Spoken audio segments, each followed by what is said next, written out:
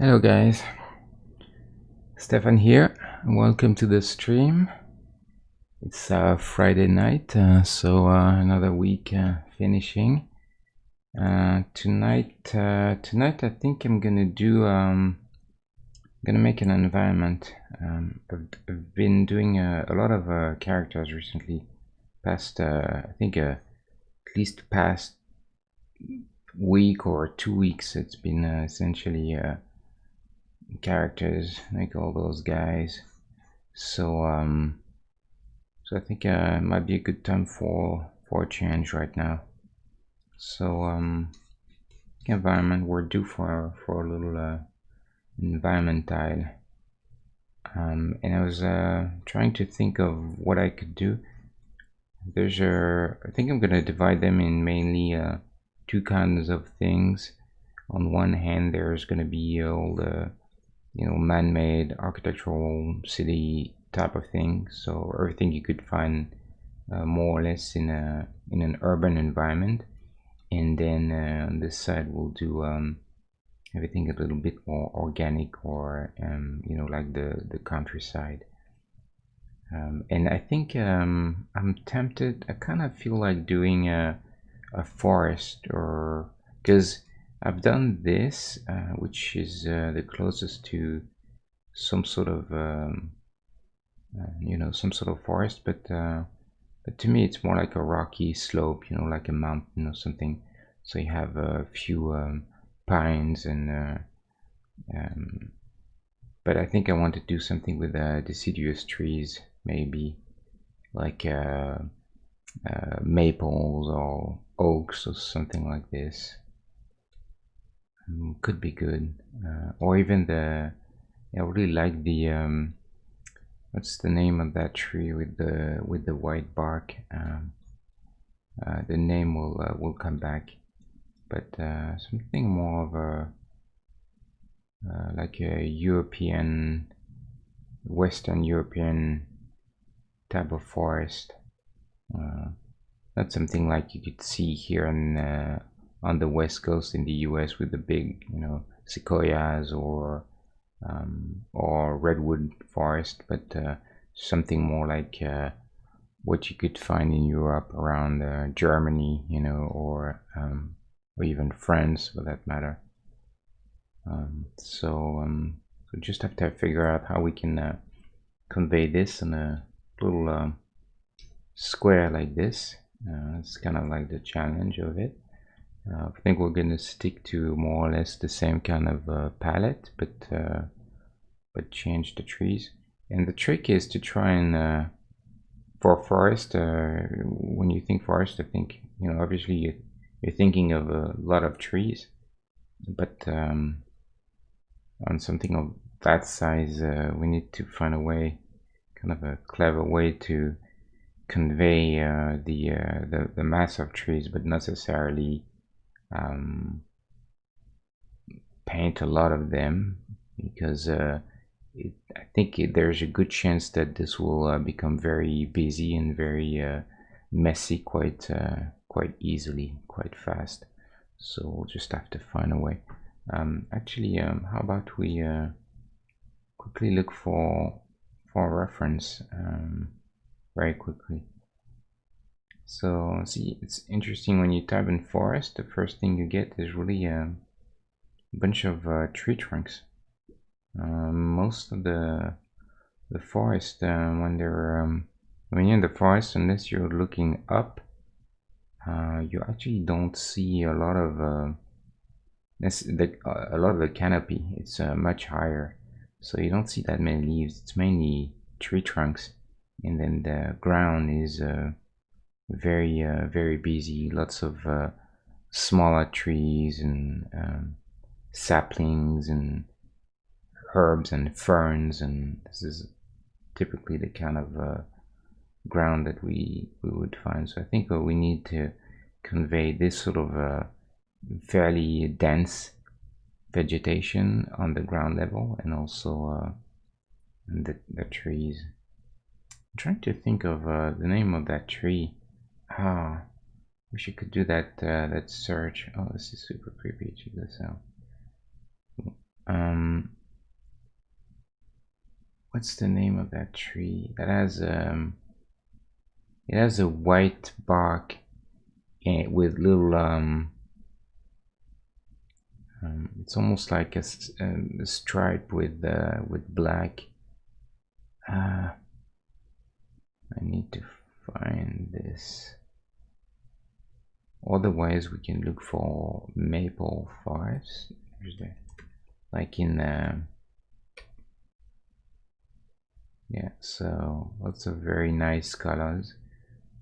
You'll see that kind of forest in where I used to live before in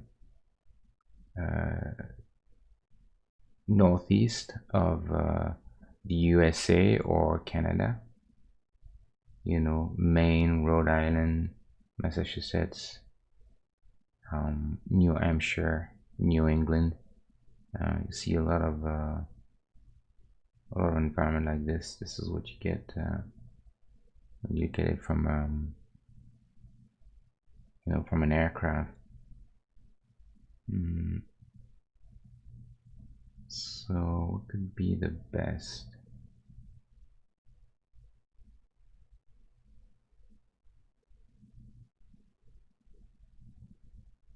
And there's also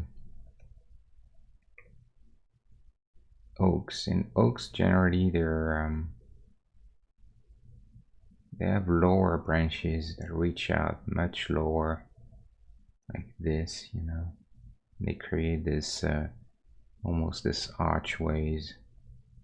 Usually, bigger trunks, thicker, older trees, things like this.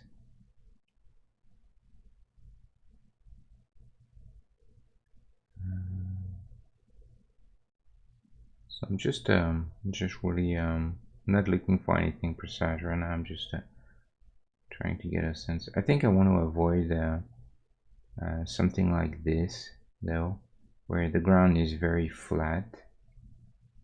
I think we need. I'd rather do something that has that feels a little less maintained. You know, something a bit more wild, natural. Let's go back.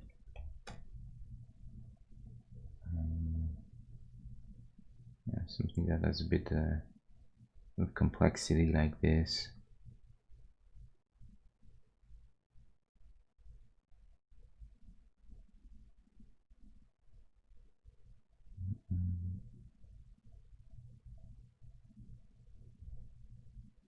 I know the name in French for that tree. Let me do a quick translation because I can't, for life of me, I can't find this.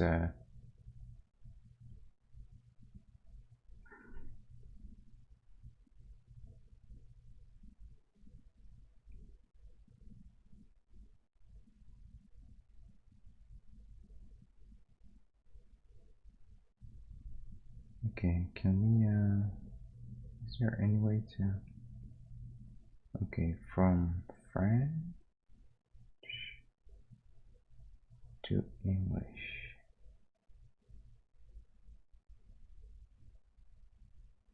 Birch, that's it. Finally, birch tree. Ah, yes, I really like those. They're very nice to see. This kind of bark is really nice. So that could be an interesting take on the forest style. We can also have several types of trees that have the same, you know, several species just for variety. I remember there is a really beautiful film called Brother Bear. And a Chinese artist did a lot of background paintings for this, and they had some really nice forests. And you see, he did that. He mixed up. This is an interesting one. He mixed up different types of trees, so birch trees with the white bark, but also bigger, thicker trees that supposedly could be oaks, like in the background there. That's a good, it's a pretty good approach, I think.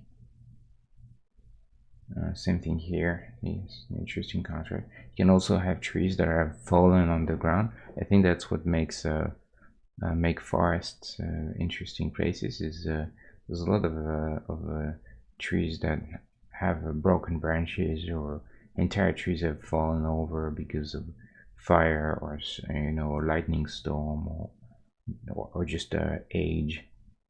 Different things like this make forests very interesting places. So I think I would probably like to try something that has this sort of vibe. We can have maybe a rock or two, and then some ferns. I think those are pretty good. It's interesting how you went very red for the bark there. Really beautiful colors. And also moss on bark and on trees and on rocks is something that we can have. So I think we have a good idea now of different themes that we can I'm not gonna keep this open. I'll just I'm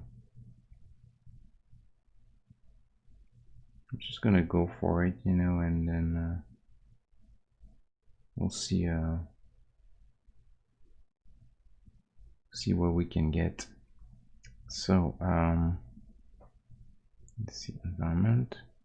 I'll just copy over this this river there. It's something to start, and then we'll just go over this very quickly, so at least we can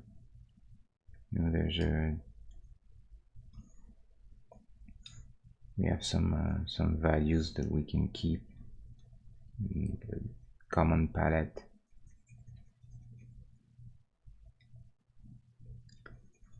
So here we go. As usual, the goal here is really not to keep the shadow here, just for value. The goal is not to make something very very pretty and precise, but just to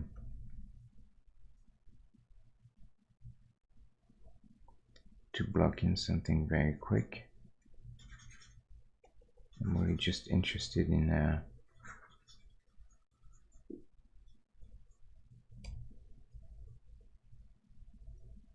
putting something very rudimentary in place. And then the first thing to do is probably to try and find a good placement for the main trees, how many we need to have, and how big they need to be in order to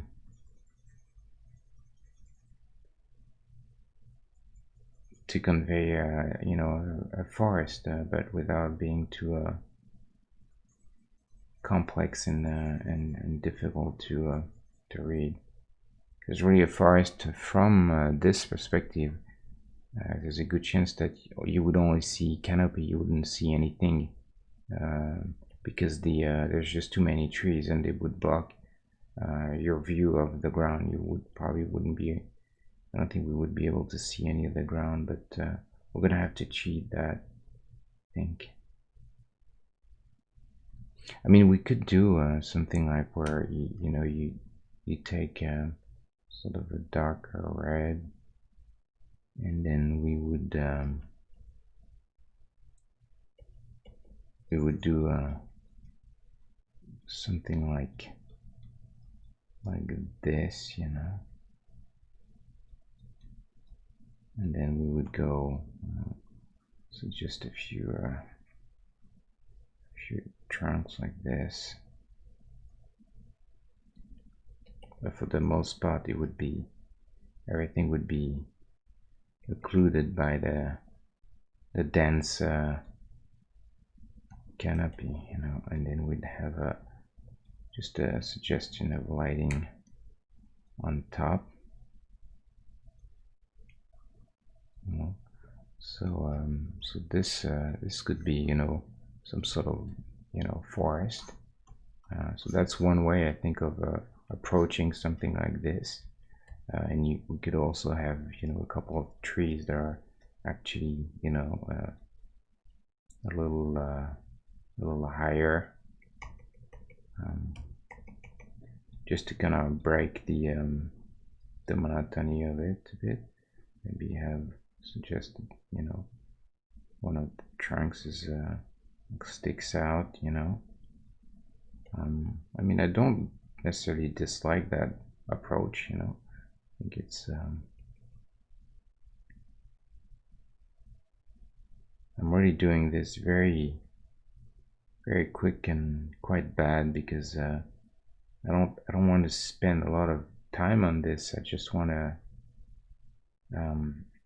sort of validate the option, or invalidate, you know, is it something that's worth pursuing or not. So doing this kind of helps, you know. You can have a few branches that would be smaller. So let me put this out of the way. So we could do, you know, something like this, but I wonder if it's going to be a little too complex, or I'm just going to copy over the trees, or we could go maybe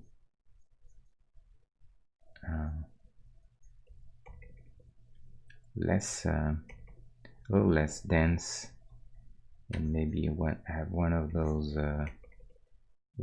trees, you know, birch trees, maybe a couple like this, you know.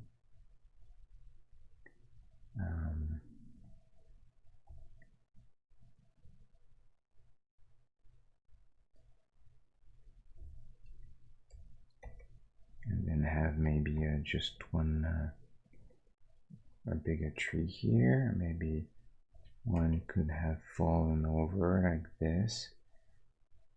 You can even play a little bit with the idea that you know, kind of sticks out from almost from outside the actual tile, you know. Then we can have some bit of moss on it like this.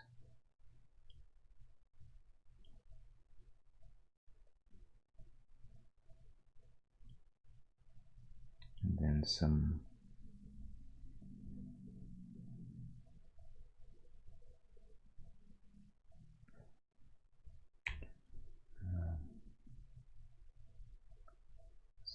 ferns and other plants there, you know. I think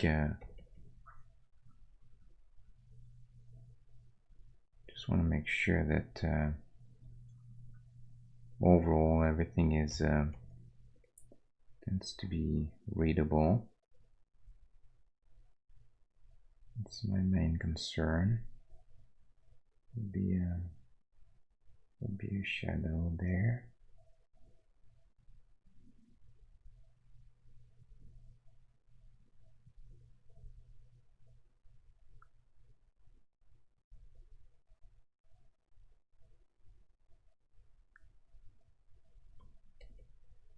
And I think I probably need two types of different vegetation, canopy and leaves for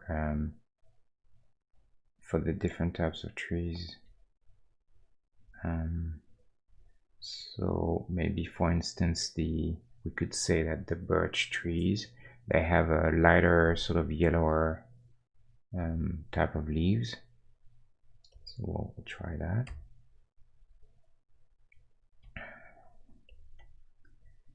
Try to find a good, much lighter, you know, a bit more yellow. So that would be sort of our birch tree, and the darker green would be more like for, you know, other types of vegetation in other trees like oaks or maple trees.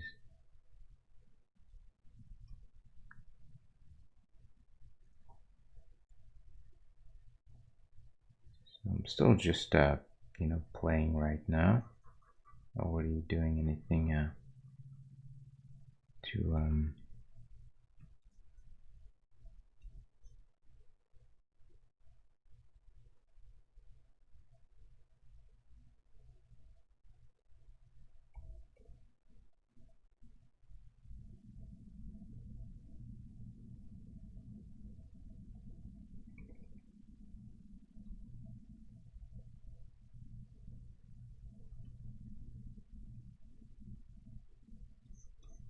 something I want to make sure is that I don't go too much outside the, you know, I can go really dark like I did there for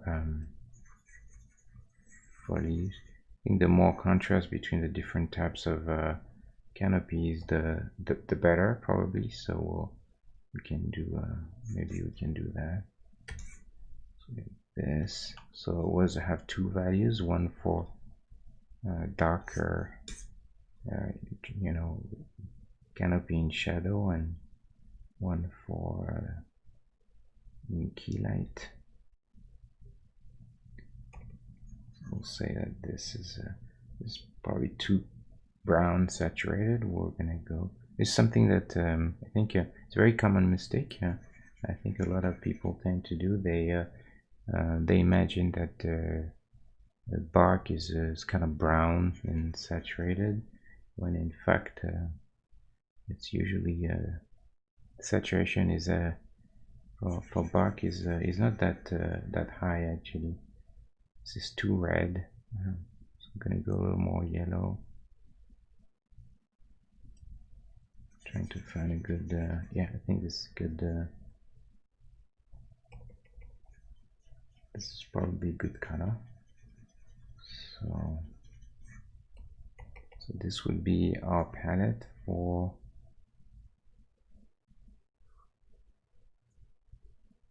the larger trees.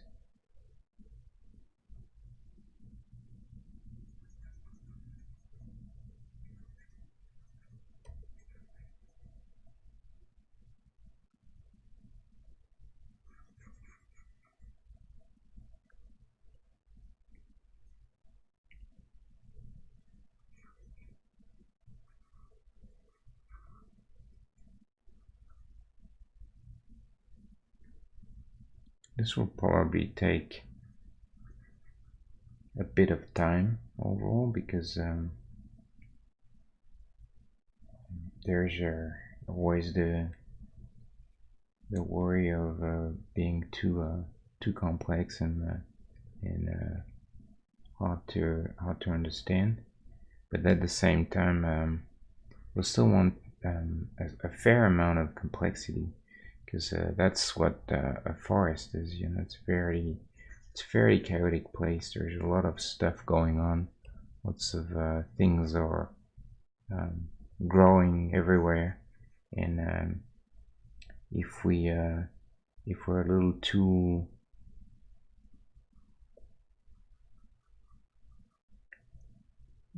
too sparse, then it may look like we don't really convey the right feeling.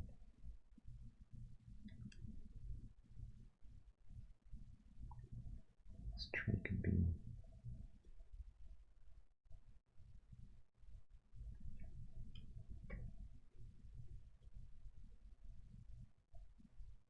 We can have little bushes and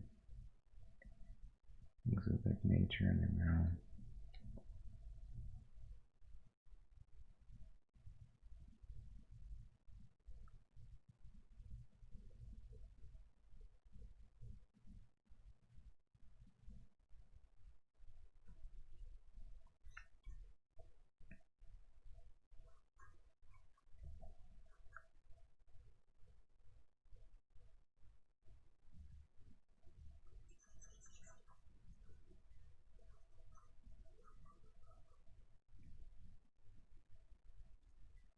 I want to go a bit smaller for the scale of trees.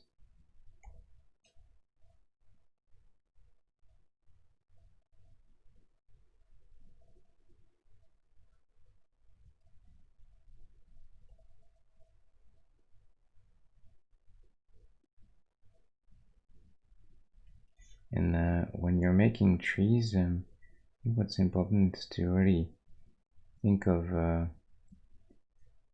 trees as 3D objects, you know. Not like a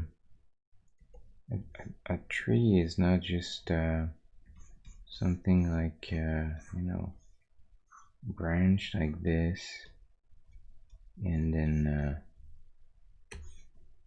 vegetation in 2D. You know, there's also it's 360, you know, so you need to feel like it's almost like a volume like this, you know. You can imagine like this, you know, like an actual volume. So some branches are pointing towards us, you know, some are straight, some of them are pointing away. And vegetation, some of it is we see it from above, you know, and some we see more from the side. So we need to make sure that when you're making trees, you need to think in terms of these things. And also, you know, some branches are going over and some of them are under things. So some branches are partially hidden by vegetation that's in the on, you know, closer to camera. So tree is, you know, you need to feel this volume overall.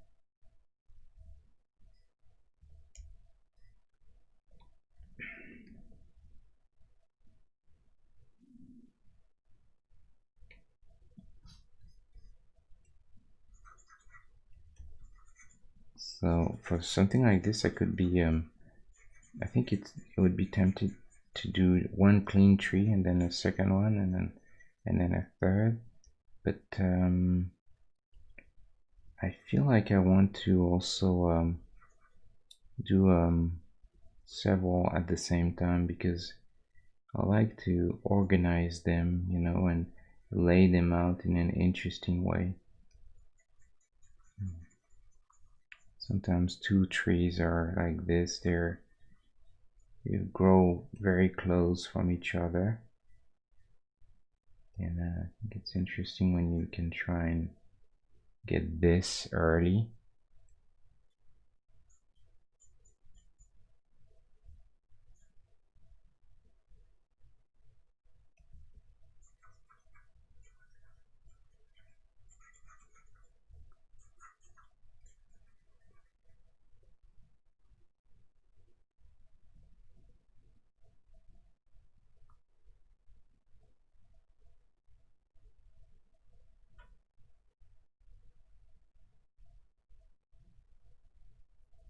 And like I said, I'm not gonna start branches too low.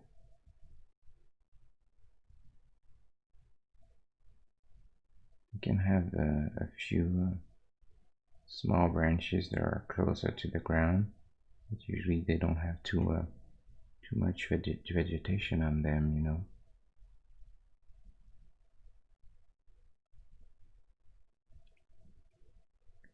One trick for this also is to paint behind the trees like this. So you'll create like a volume that's shadowed by all those leaves there, so you can paint. Painting behind is sometimes a good idea.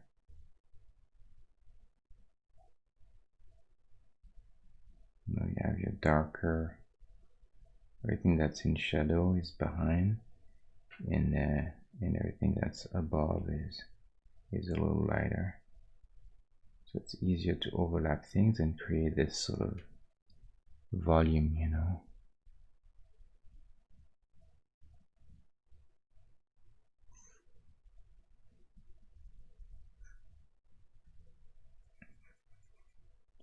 I think I want to try and have trees relatively straight too. I don't want them to be too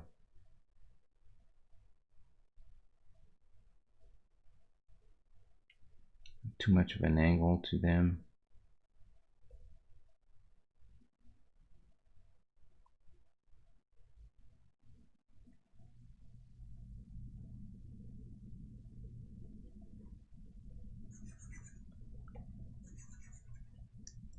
Let's keep this cut off for now.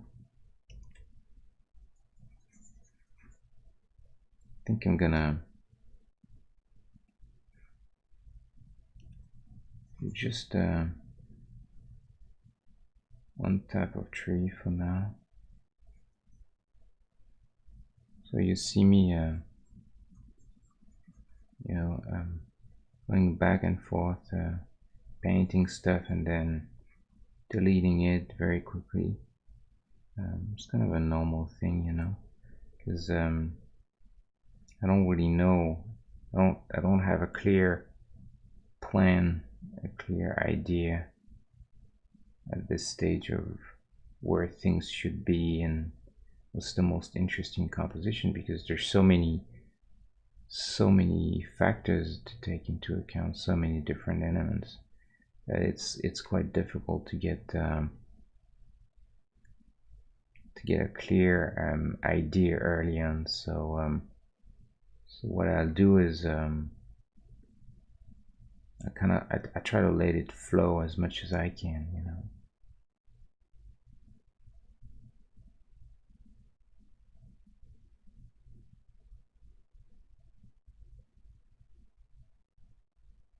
So I go back and forth and until I feel like I have something interesting, and it can take a bit of time.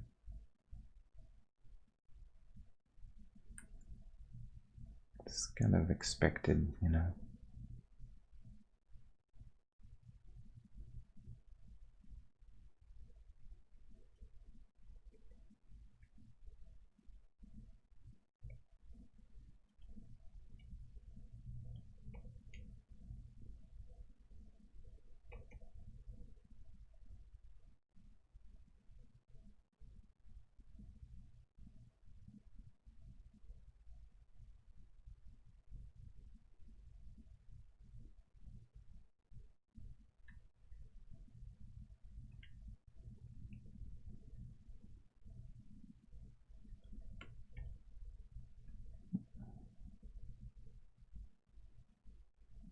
Move everything a bit away.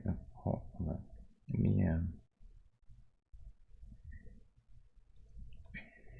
Let me move those guys out of the way. Some breathing room. And I think it's fun to be a little more dense and have trees, you know, sticking outside a little bit of the boundaries of the ground. I think that is something that we can do. I mean, with measure, I think.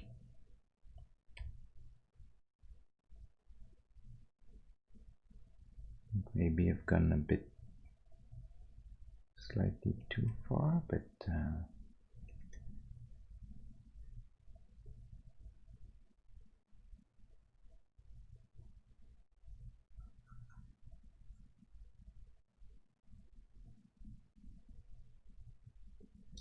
I want to determine how high I want to go eventually.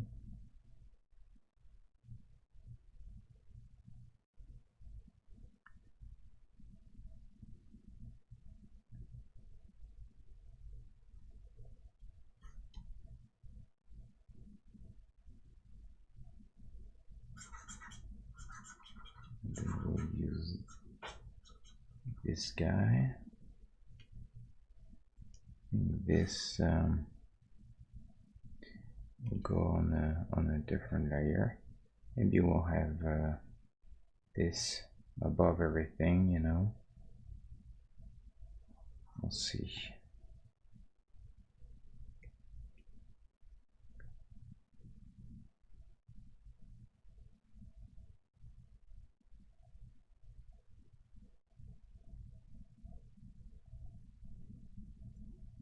So I'm starting to get a little, just a little bit more precise now.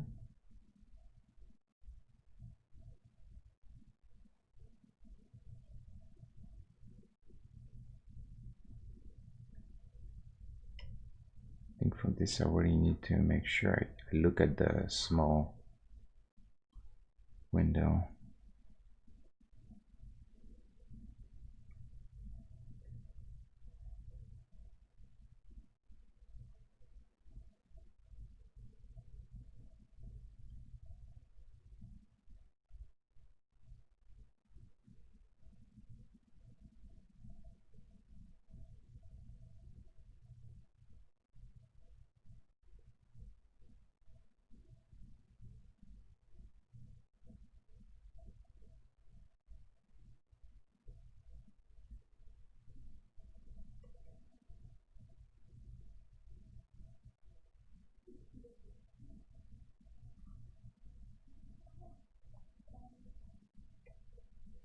And we're dealing with large volumes of leaves, you know, not individual leaves, but on the outside we'll probably just break things out a bit, just add a few pixels here and there, just to kind of sell the scale, suggest that they're, you know, all this these big masses, they're made out of millions of individual little, you know, leaves. It's quite important.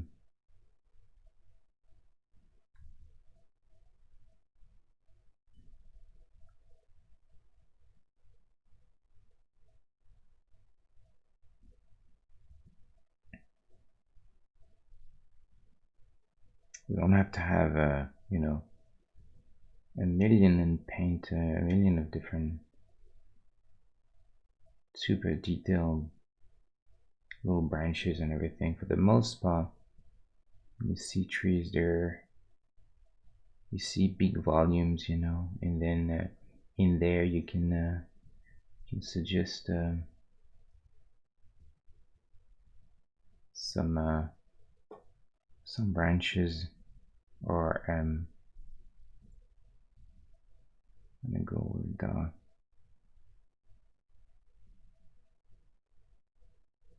in there, you know, some, you can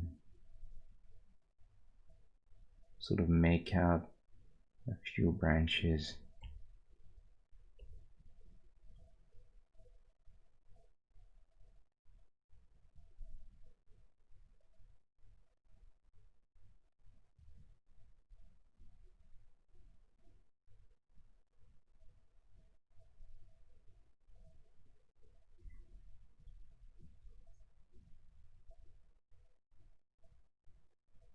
And once in a while it's good to have at least a couple, you know, a couple of branches that you're gonna define really clearly.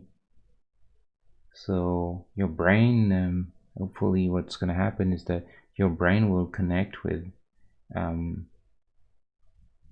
information that you get, will sort of connect those two informations, the big mass with a couple of thin branches, and this will be enough to um, you know, for your brain to fill in the blanks and assume that this is all like a bunch of entangled trees.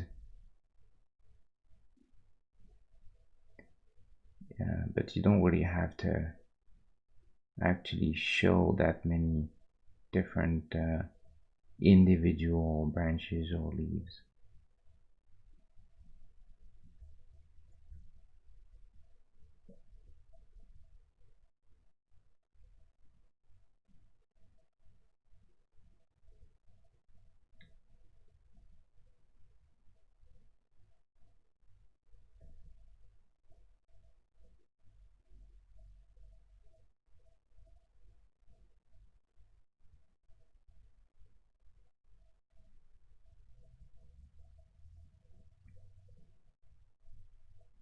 As you can see, this is it's now getting a little slower. Now I tend to, I start to go a little slower now because I have a better understanding of the composition, and so now I get a little more focused and trying to get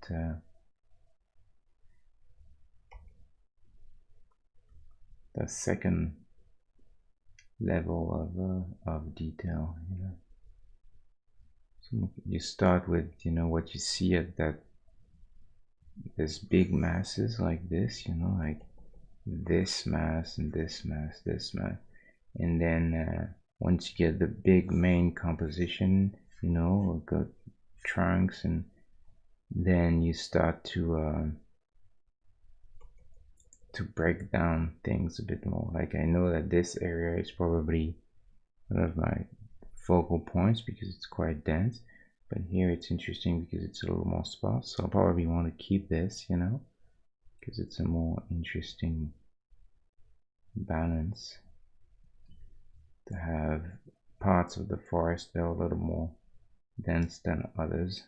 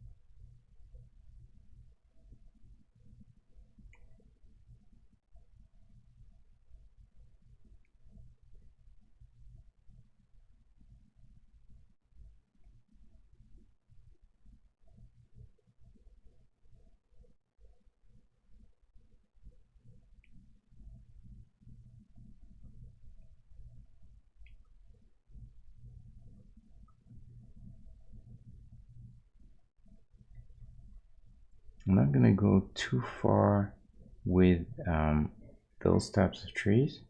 Once I feel like, and I think this is getting close, when I start to feel like I have a pretty good dense mass of trees, I'm gonna try and get those other species, this birch tree, at least a couple, and I really want to try and see if I can have this nice tender green, lighter yellow or green to read against some portion of that darker, deeper green. So I'm not gonna go too far there.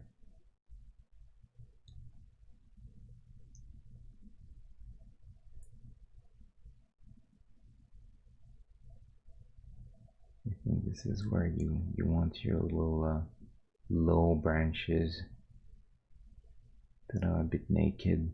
A couple like this really do a good job of selling a big tree.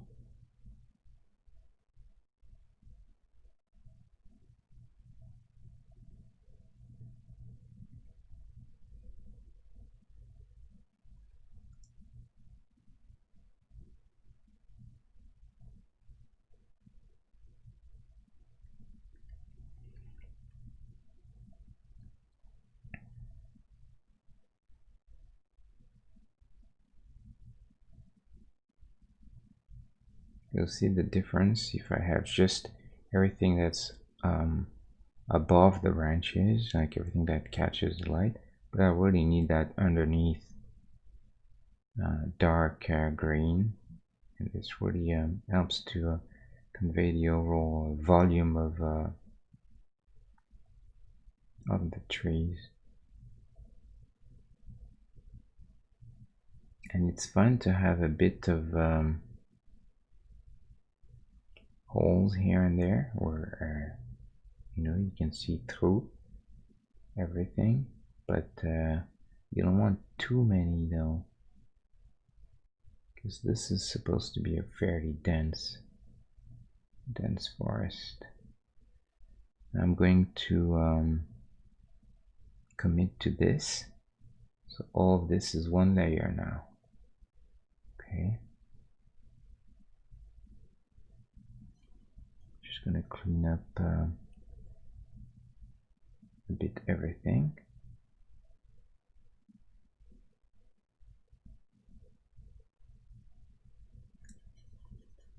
You can also suggest some kind of this is probably too fine of a detail to tackle at that point, but we can have a little bit of like roots on the ground like this.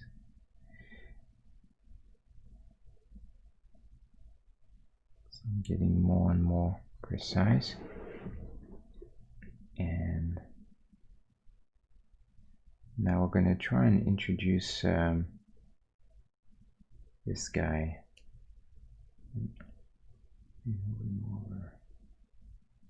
So now the challenge is going to be to make sure that we can do a sort of nice little green on top. It may not read, it may be too complex, so we may have to stick it on one side or somewhere in there. I'm not too sure what's the best.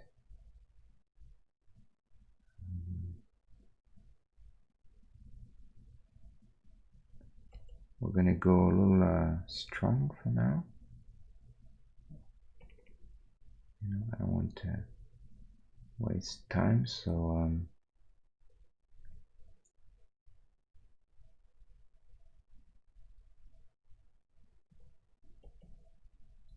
just gonna block in really fast,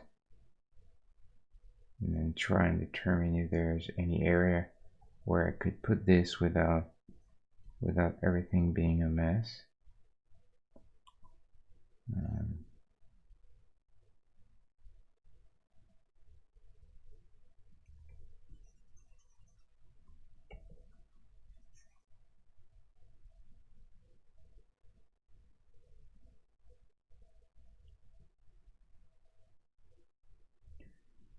think I can go. I'm gonna go even a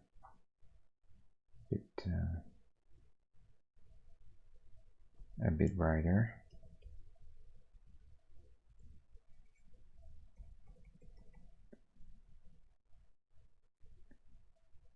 Those trees, they should be fairly thin trunks, so thinner than the oaks.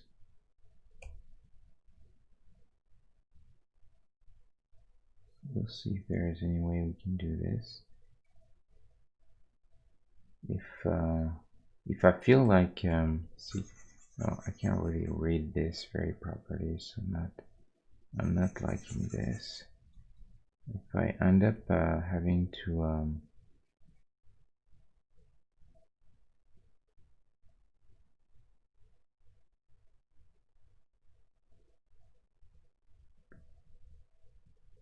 rely on just different types of bark without showing too many different types of leaves, then we'll do that too. That's fine.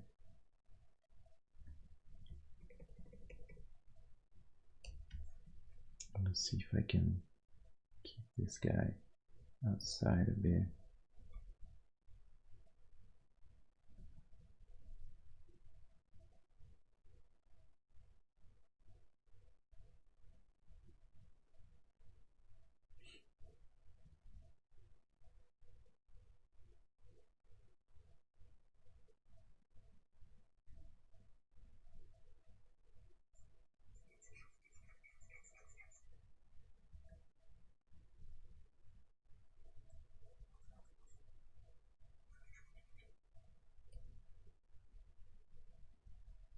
Could also try and go a little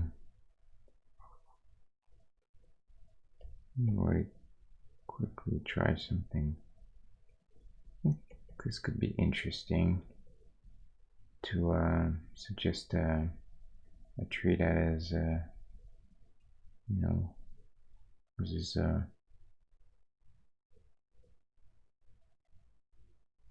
more like autumn colors, because you see some of those trees, they have a really interesting, very strong gold leaves, like this, you see. So the stuff's really nice. So I feel like we could maybe try and stick one of those there, and at least the one good thing with this is that this reads against the grain, so you know we can afford to do that. But I think I also have, I think I want to try and get a very distinctive canopy shape as well. I think it would be interesting.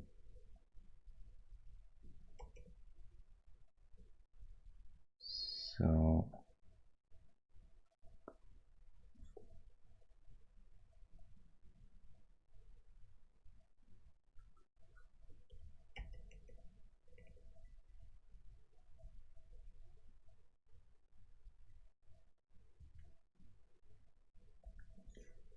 but I think I don't like too much the fact that it's on the side like this. Let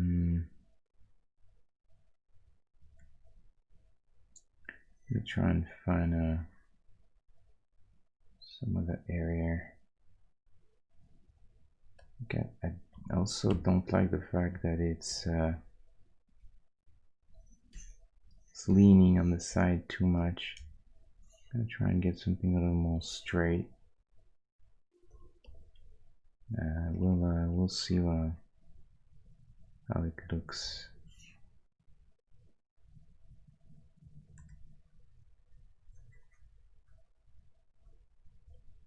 I paint him separately. Paint this separately for now.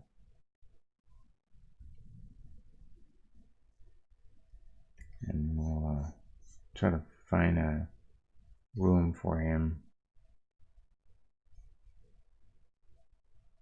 Maybe this needs to move over a bit. So I feel like we need to give this guy a little bit of room to breathe. Maybe he needs to be behind. Could be. It's definitely something that that I'm okay if I have to spend some time to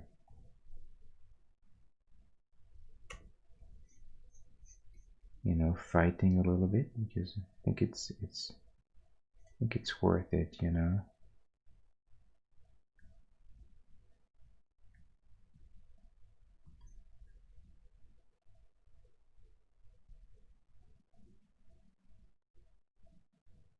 Mm.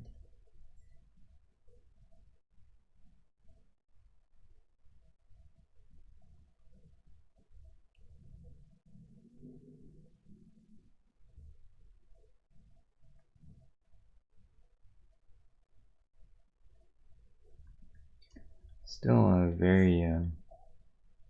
still very messy. It's okay. We're still in very much in research there.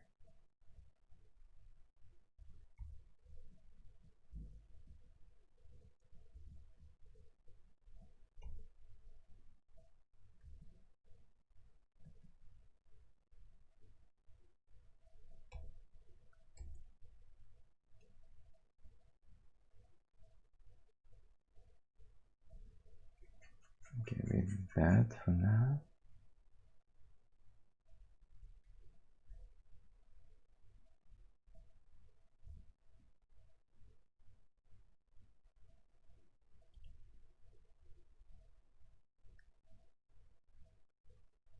I like the idea that it's very thin, that tree.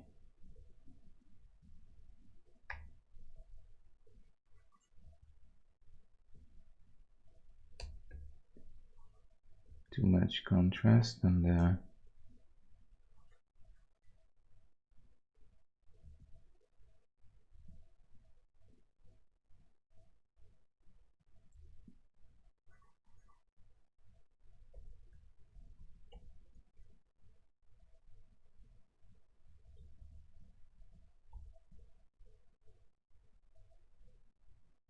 a couple of smaller.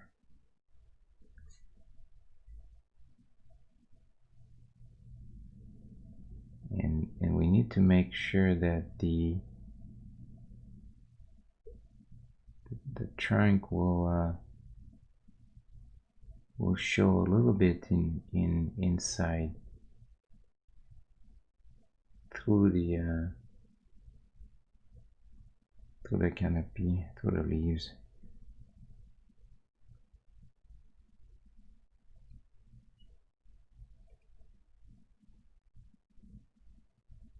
And I think eventually what I'll do, I'm gonna try this. I'm gonna put another one behind somewhere in there, and then this guy will be more like, shadowed, go less saturated. Now we'll go a little more, some blue in it. This guy will be somewhere there.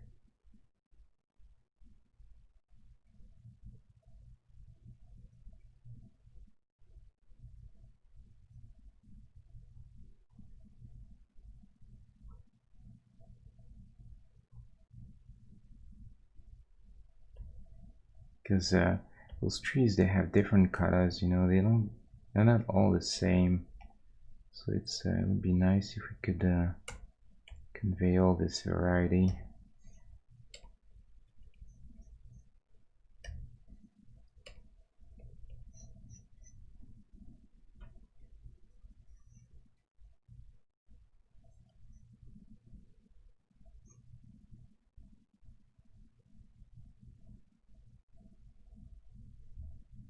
Taking more and more space. Can't go too high either, but so this is a different scale than this. Those are really big trees, so you can imagine that this would be a kind of a smaller scale, but that's fine. I'm not too worried about all the environment has their slightly different, they have a very different scale anyway. It's just a sort of an iconic representation of a certain environment or building, but they're not supposed to be like accurate, like to scale environments that you can stitch together and make a whole, city or out of it. It's really not that.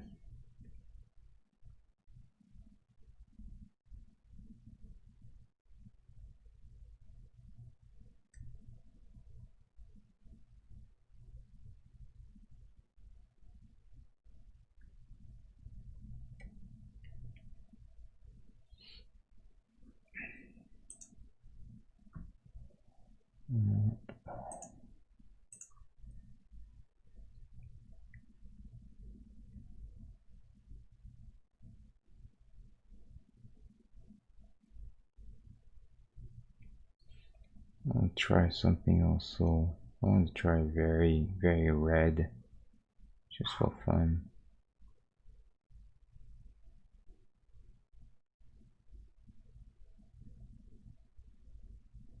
To tie in with this, but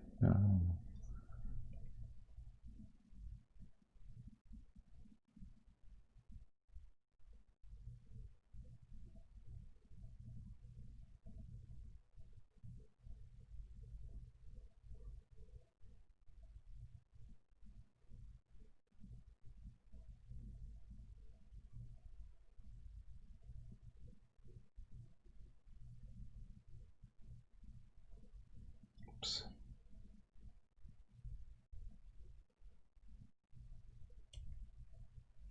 So fighting this still, but at some point, we'll eventually find something that may be good. I think I'll probably have to clean this up a bit if I want other trees to read. It's very well possible that I'm trying to put too many things in there as well. And if that's the case, then we'll have to make a choice, because that's this thing is there's nothing worse than trying to put too many things in one particular image, or doing this can be a bit dangerous. I think what we'll do too is then eventually is suggest that light is hitting some part of the tree and some parts are in shadow.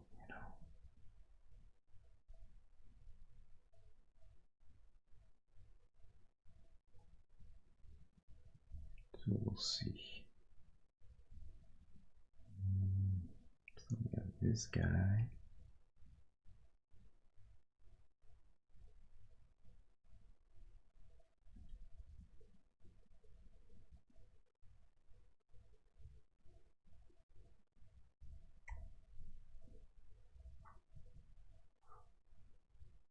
Just want to try something real quick.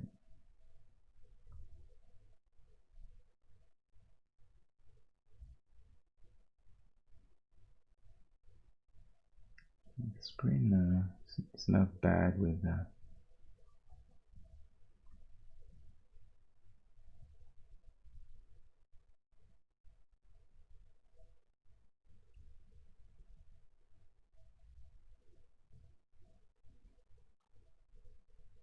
To try and find another value for it, which would be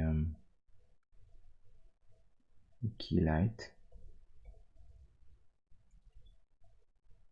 See.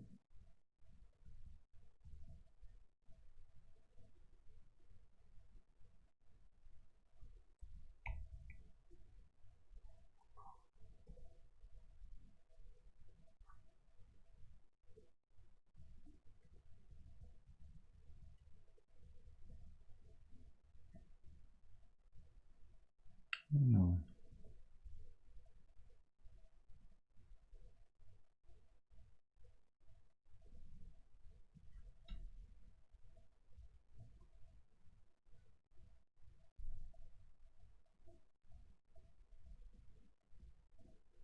I think we're gonna do also, before going a little too further, I think one issue that I have is that this style we need to be mainly,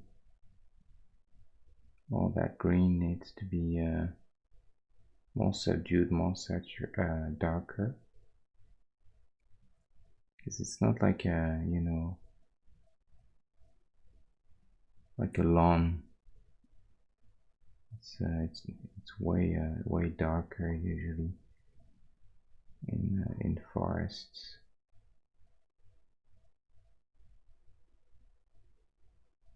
So I think we can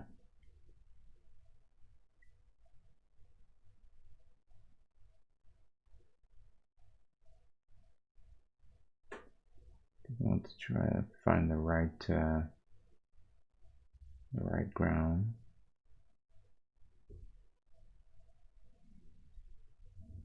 And hopefully so that this tree, the birch reads a little better against it. Yeah, that's one of the things we need to do.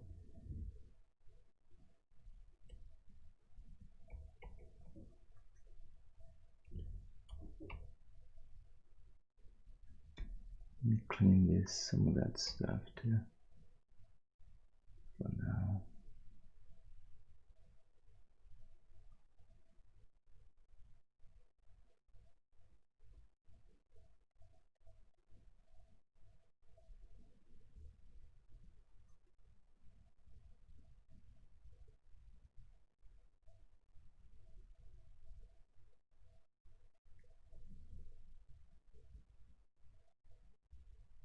Gonna clean this too very quickly.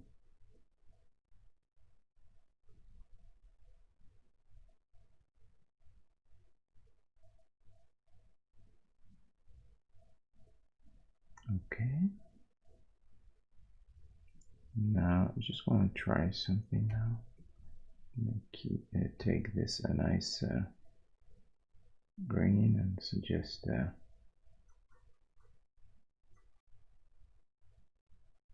because what happens is in forests is that this is really difficult to do at this size, but you see the ground is getting the sunlight in a few places, but you see a shadow from all the trees, and they're creating all those spots, you know, on the ground. So you never,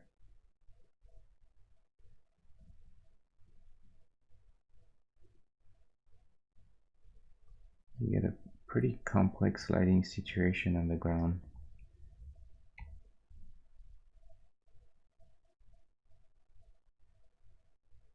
Sometimes they call this gobos in you know, in lighting. It's when shadow and light creates these sort of paint daub effects on the ground. Everything is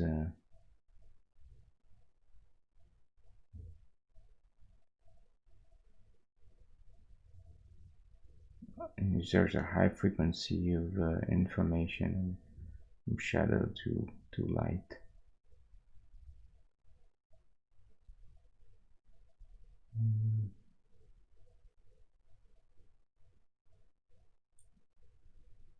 Show you an example of that if I can find one. Forest. Go.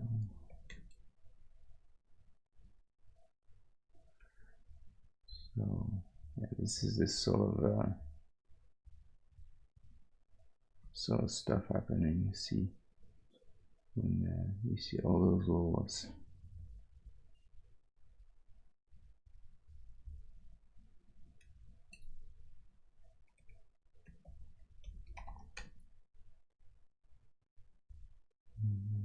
Trying to find a good example. That's not too bad. See, there's a lot of variation on the ground. Lots of areas that are jumping from light to dark to light to dark, because there's so many different trees creating so many, and leaves and branches creating so many shadows on the ground. This it's a very it's usually a very pretty lighting situation. It's very fancy, you know. It's used quite a bit by director of photographies when they want to create this magical feel in the forest. Let's see, this is actually a pretty good example. It's a shame that I can get high resolution.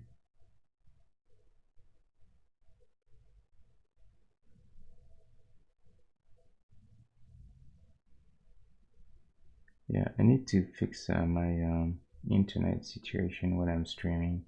It's getting very problematic.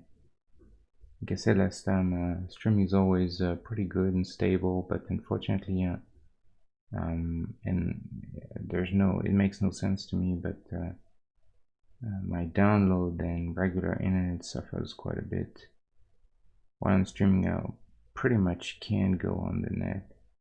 Even do a simple image search takes forever, which really baffles me because this PC doesn't even run OBS or anything. It just runs Photoshop. There's a capture card that sends the picture to OBS, and a PC is dedicated to streaming and sending the footage to Twitch. So really, I don't understand how this could affect what this computer does, you know. But yeah, okay, so here we go.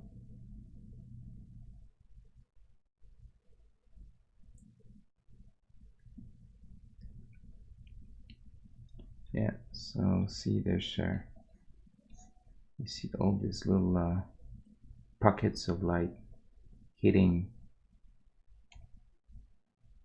like you know, pocket of light here, here, like this. And this is because the sunlight has a trouble hitting any area consistently, because it's broken up by all those occluded by all the trees and all the branches. So it's creating those very interesting lighting situations. So it's something we could try and render here, but it's difficult because it's very high frequency and hard contrast, and which is really not very friendly in terms of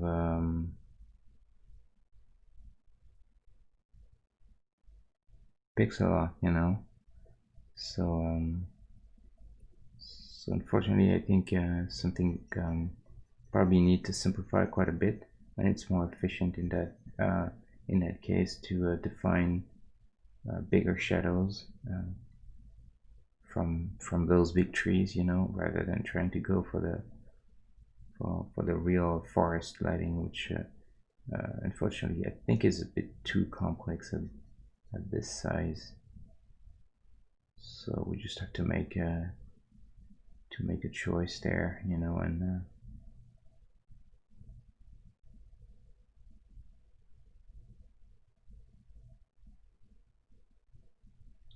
it's a bit different than it would look if I was gonna, you know, really paint this. We can go almost all of this would be in shadow at that point, you know. Just a few. Sun barely hits anything there.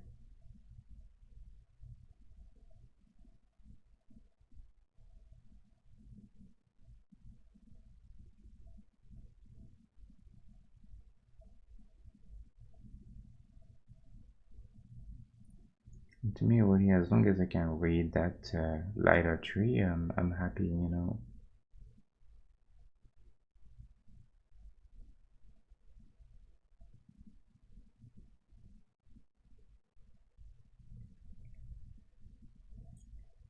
So we have that. I guess we could go almost a bit more contrasted and darker.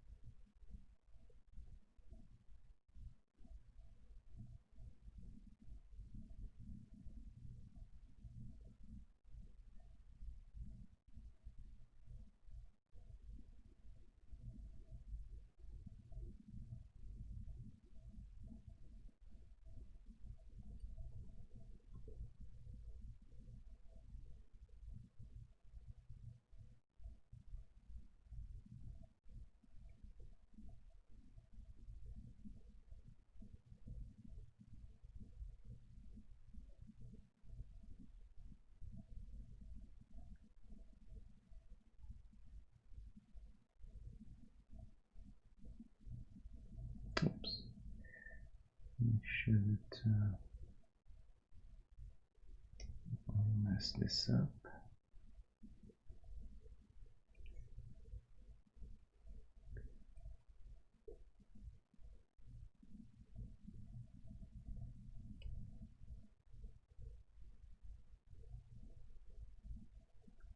And I think it would be nice to try and get some kind of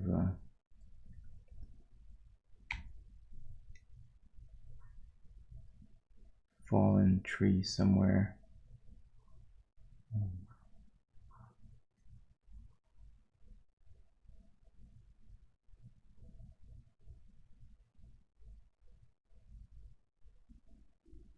With like a big trunk with some like a mossy trunk, you know. Really difficulty with this obviously is that it's gonna, you don't want to confuse it with the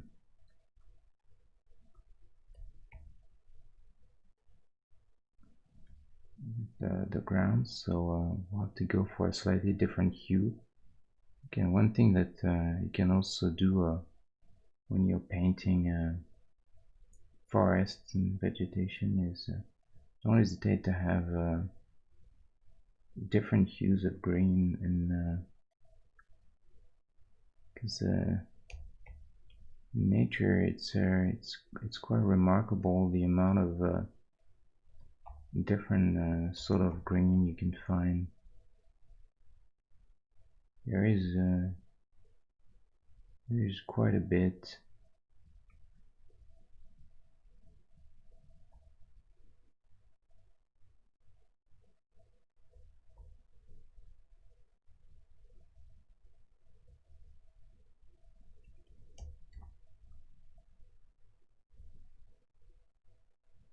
Trying to find the best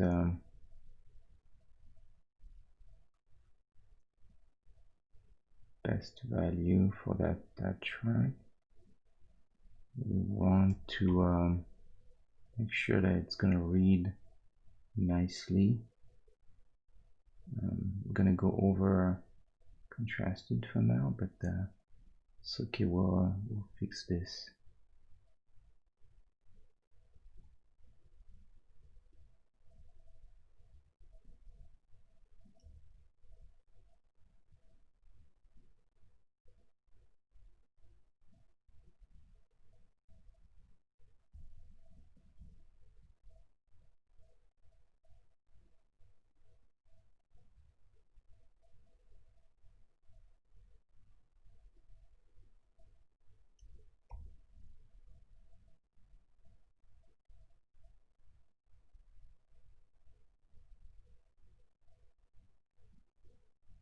It's a bit too complicated, honestly.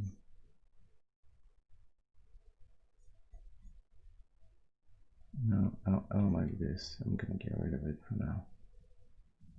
Let's go different approach. I want to see if we can have some ferns or a little suggestion of some other type of vegetation.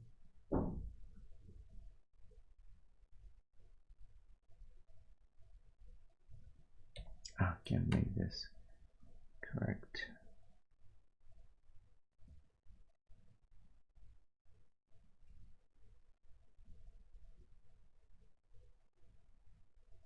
Okay, so at least this starts to look fine to me. Okay, so here I'm gonna do the same thing. Shadow.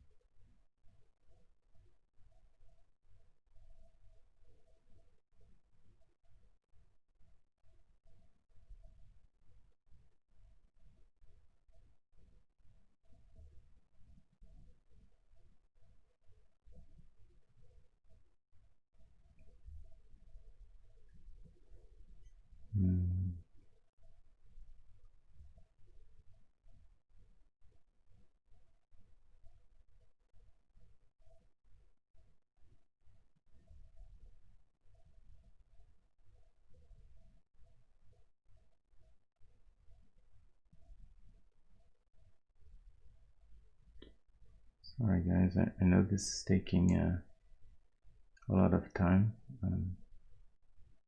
Fortunately, this is like I said, this is a fairly complex situation, so it's not too surprising that this takes a bit of time. But hopefully we shouldn't be too far off now.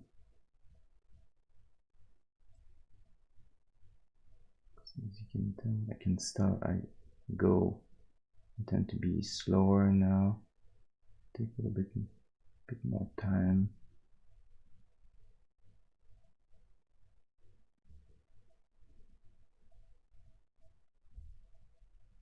So that's usually a sign that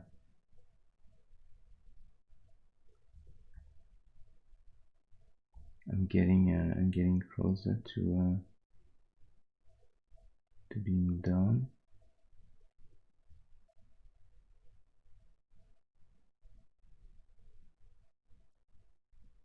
Trying to get the little spots on those trees. And here we're gonna do the same for this guy.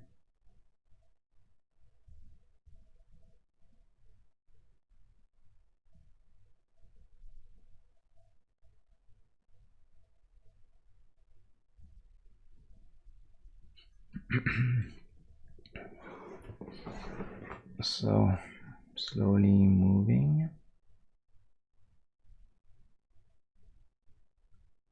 We don't need this anymore.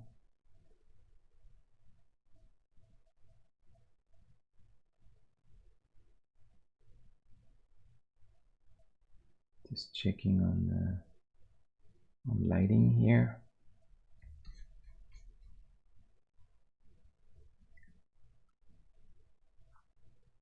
Let's see if I could go a bit lighter.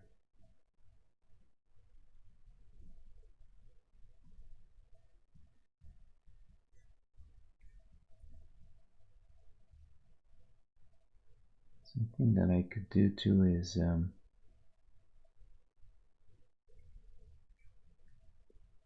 the ground have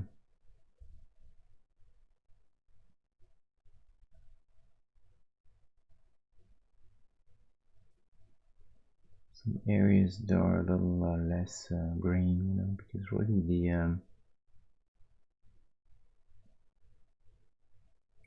the set of forest is not really doesn't have so much grass, so to speak, you know.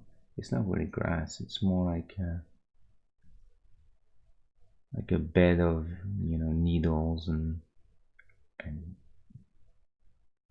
and dirt on which a lot of taller vegetation, saplings and different ferns are growing.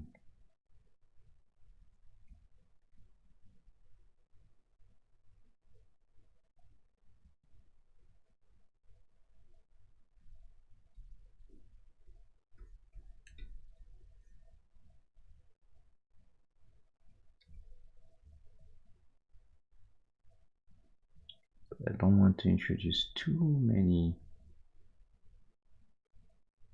colors either, you know, to try and keep reasonable.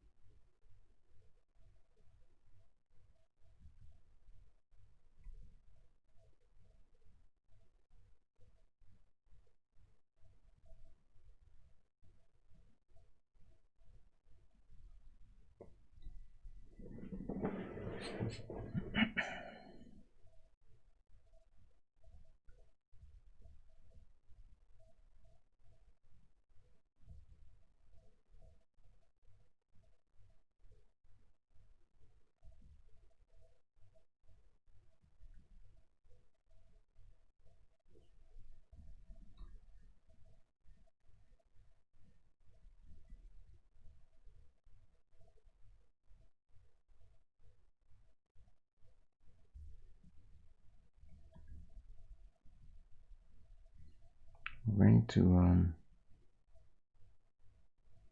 flip this really quickly. Okay. Nothing in there.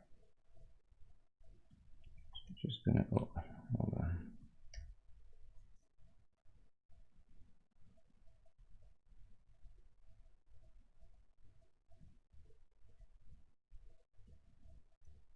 Flip this. So it's quite unbalanced. It's really leaning on that side. Not this too surprising here. That's okay. There's no need to worry too much. I think what needs to be done is we need to take some of those branches there, and some of this vegetation, and have it stick out from this side, just to balance things a bit. You will need some sort of a trunk there.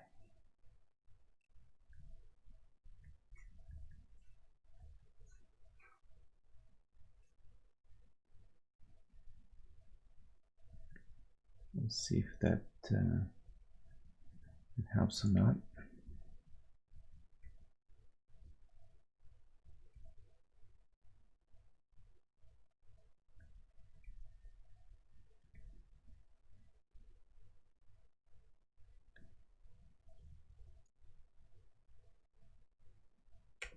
Yes, this is better.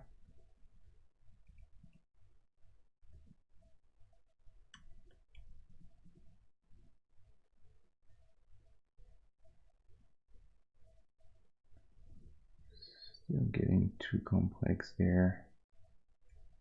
I really want to be careful with things just generally being too complex. This is a concern. Let me go again there.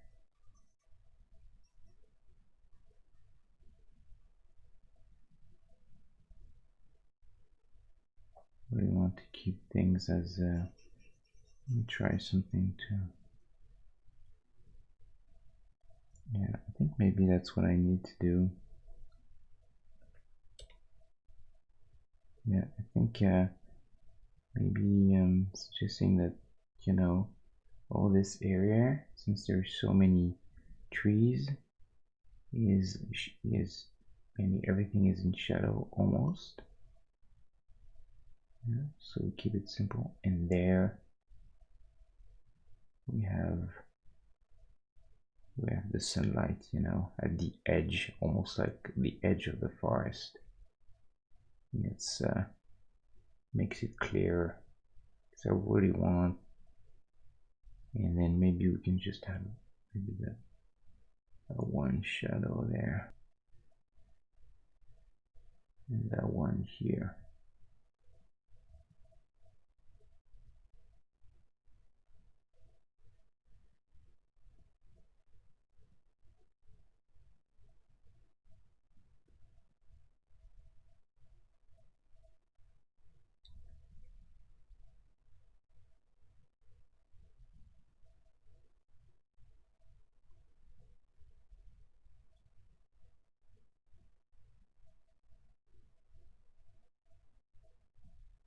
Yeah, I think this is a way better, way clearer now.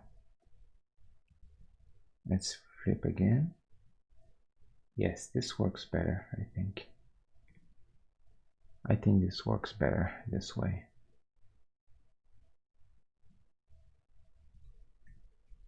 So, okay.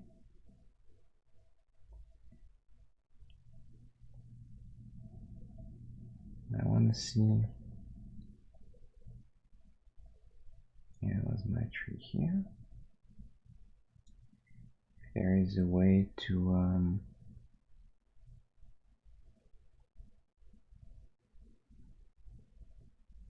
play with these values here as well. I think here what I would like to do is almost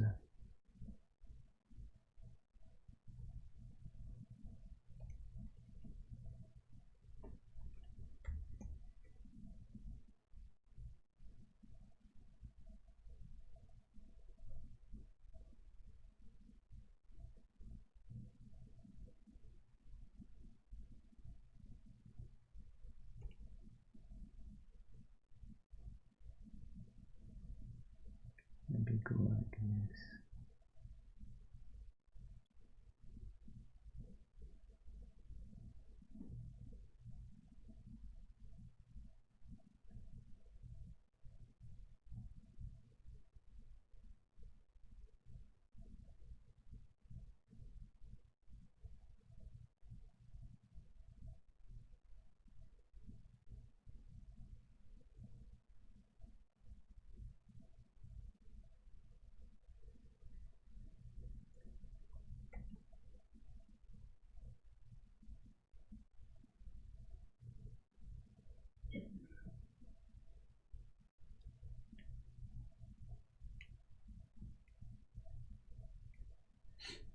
Okay. Sorry guys for how long this is taking, but I really want to try and make this yeah, interesting, but also a bit different than you know. I don't want to reuse the same trees over and over again. I could have just, you know, copied a bunch of those trees everywhere in a flat plane, but I don't think this would have been very interesting. So just trying, you know, just trying to get something here.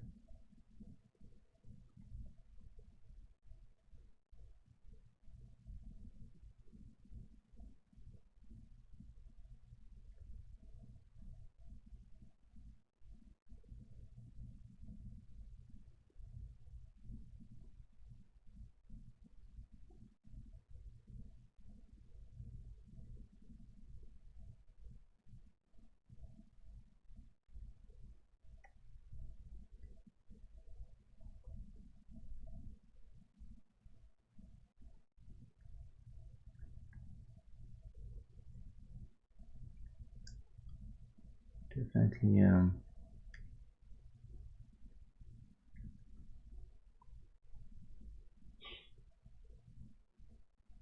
definitely a bit more tricky, this guy.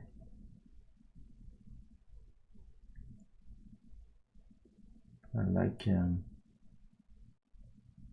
doing something a bit different, you know.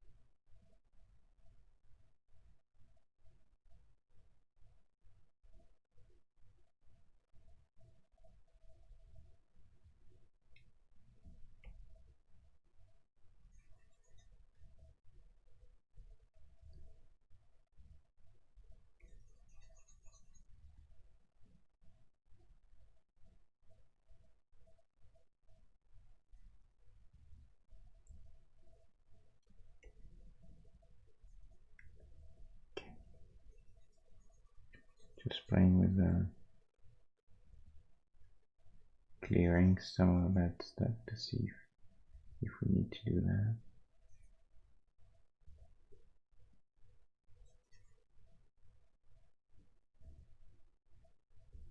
Well, I think it's all right.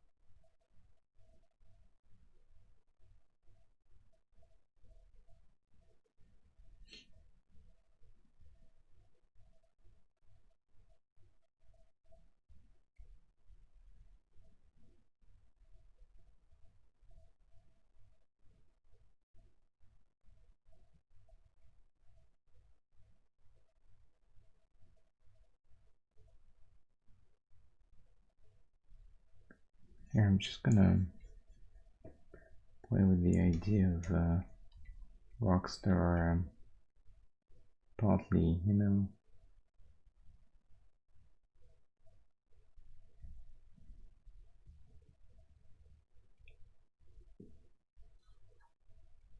sticking out from the side.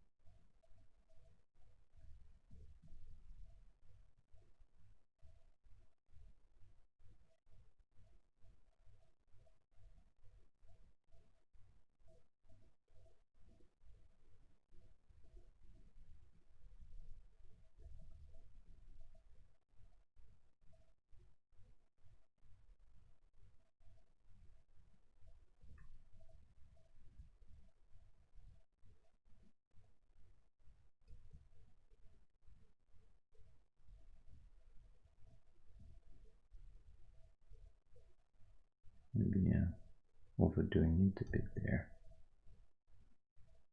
Didn't need that much stuff going on.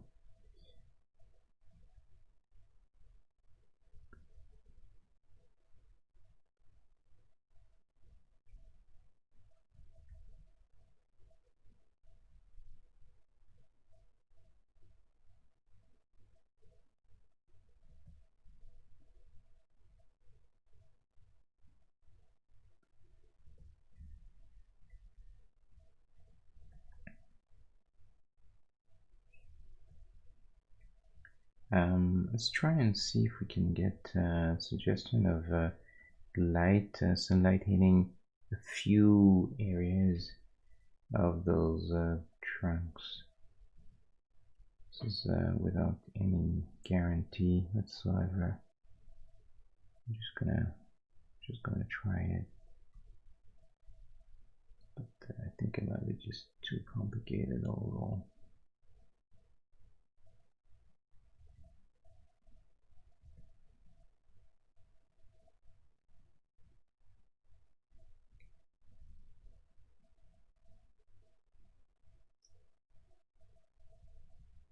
I think it's gonna be a bit too complex to read.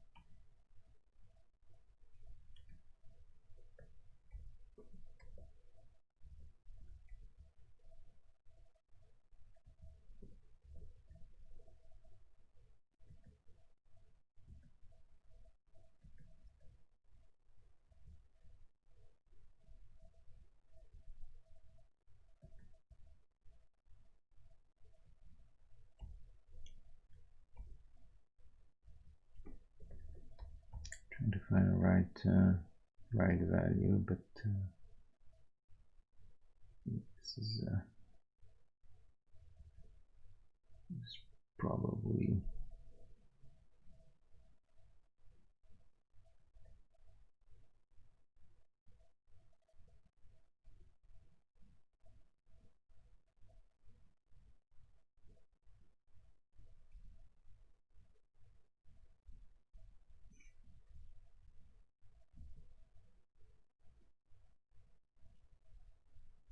no. I think it's probably useless to try and do this. Best I can do is this way. Just a bit of shading, just slight shading. That's it.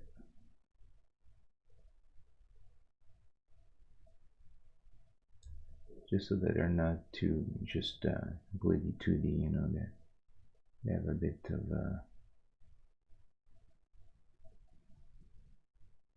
of shading, but that's it.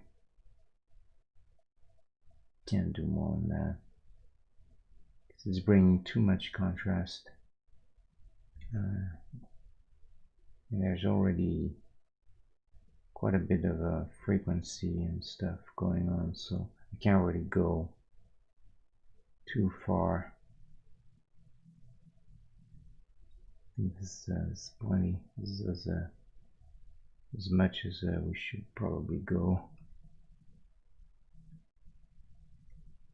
Just gives a bit of information, you know. Something here, we can hit a few branches.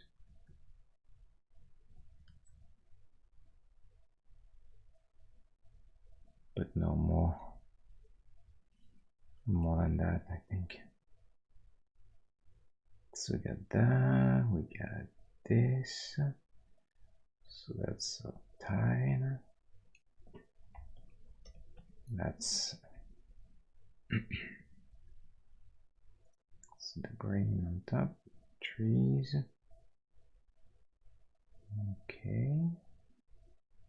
And then a small tree, small birch tree. This guy can try and get this in shadow, because since it's on white, we can't read it.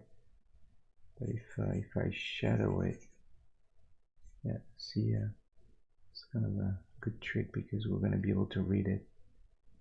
The only thing that I want to make sure is that I'm going to use a bit of a blue. So, see this this looks better. Yeah, as in shadow. And here we can probably do some of that, maybe one side.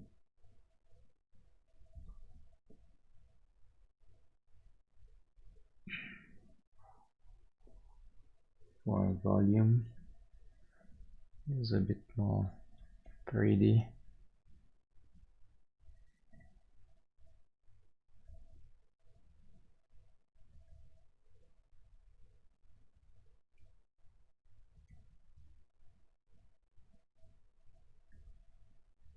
There you go.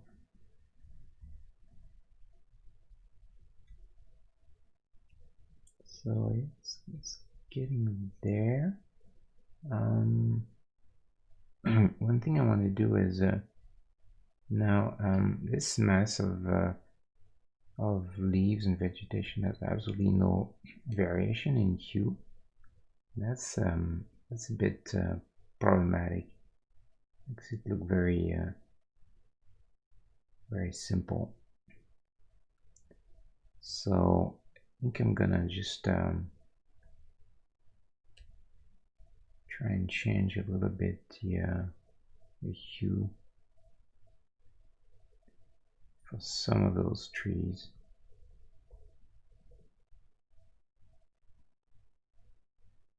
So that it looks a bit richer.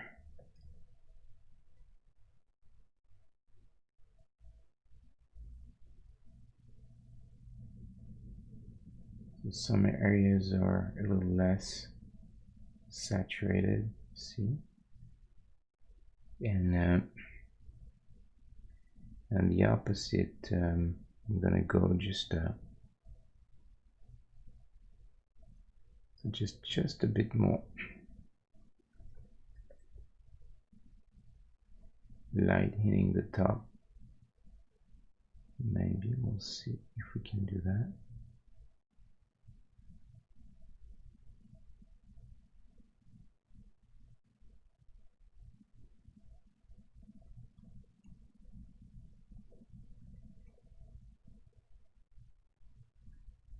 It's too much.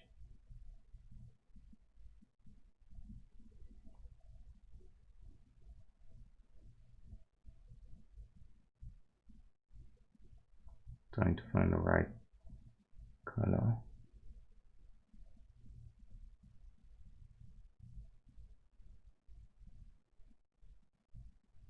Something like this, I think.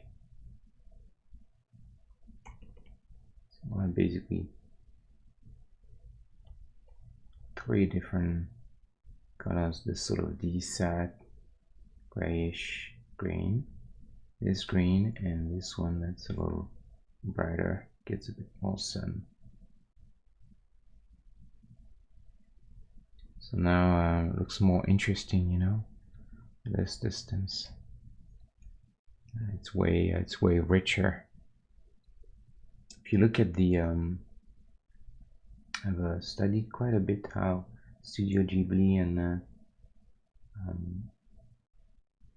painters, background painters of Studio Ghibli in Japan, all the Miyazaki movies, how they paint vegetation, and they do a lot of that. You know, they use simple shapes to block out trees and you know, bushes and whatnot, and they have those subtle color variation in them. And we can do the same for this one.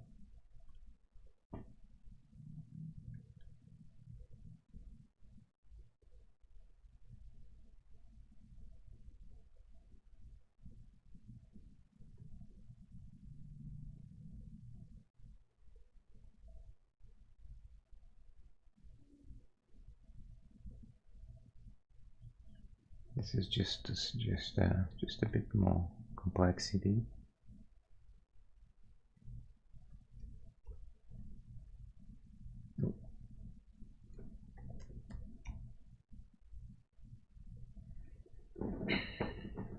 Okay, getting there. Slowly getting there. So we have our birch tree here. I'm gonna name them. Probably keep those. In that case, I think I'm not probably not gonna collapse all the trees because there's a good chance that that I'm gonna reuse those those trees eventually to do some other tile. At least so I'll have a starting point. So in that case, it makes sense to keep some of that on separate layers. So I don't have to start over when I have something to do again in that same genre. Oh, sorry. It's such a bigger tile than this, but it's okay. I think it's fine to do that.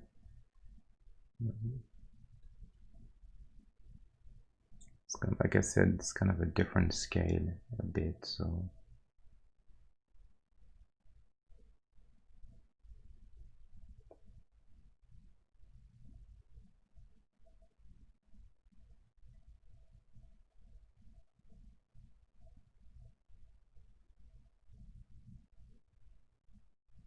I almost feel like those two guys, they would have been really good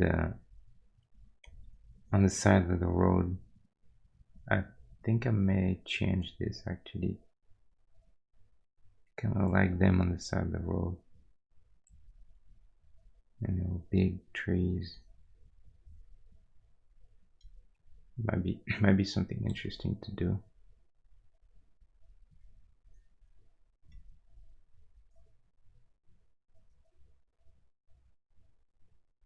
Could be nice, and actually, I think I'm gonna take. Let's see.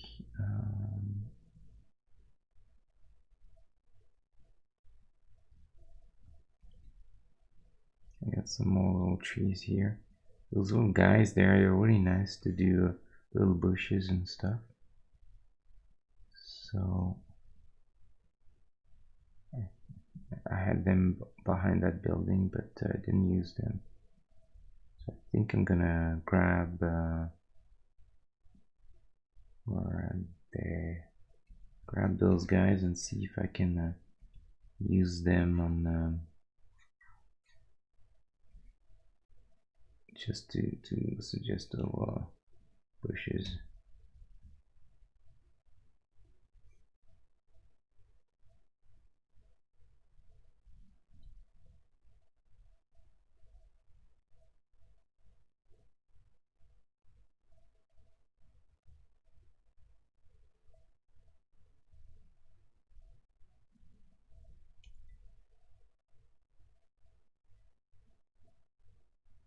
And again, I want to make sure that I don't go too over the top complex, but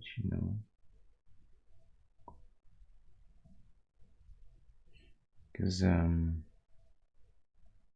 ground in forest is a bit busy. It's not just it's not flat, and there's a lot of stuff that is growing. So I'm gonna try and see if I can suggest some of that.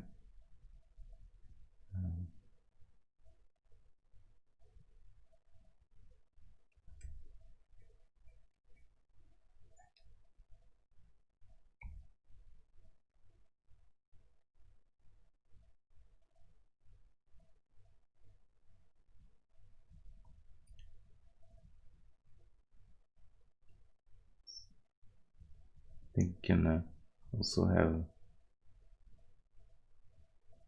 bit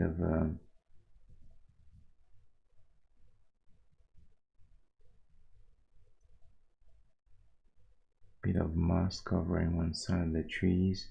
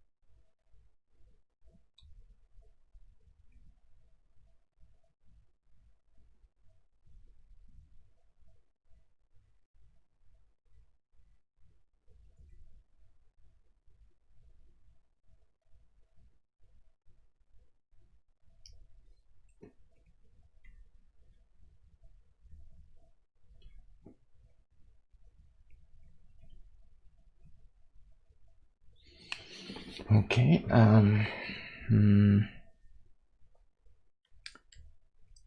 So, let me quickly see if I can just some of that.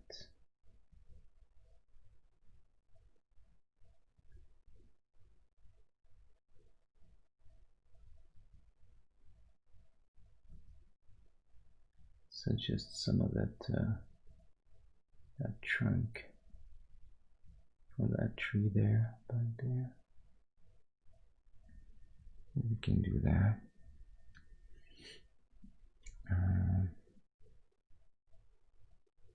So we have finally this guy is very flat. So I need to do the same thing and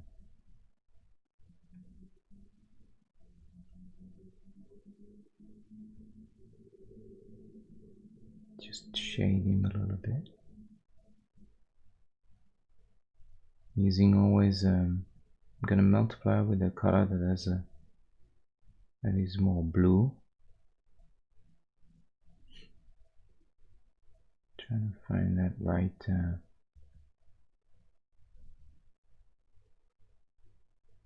right hue and value.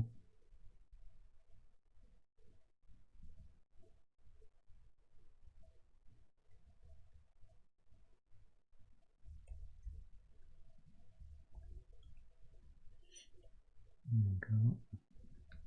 Preserve the transparency. Oh, that's the wrong tree. Okay, that's the one.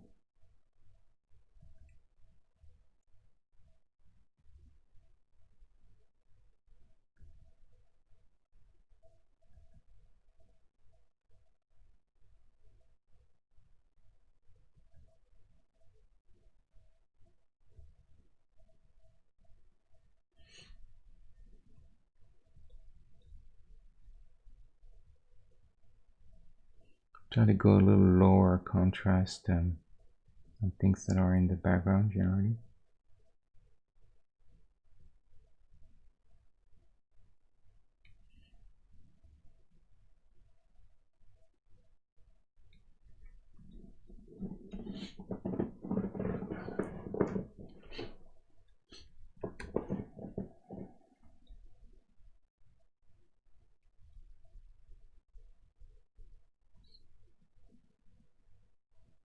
So we have our guy there.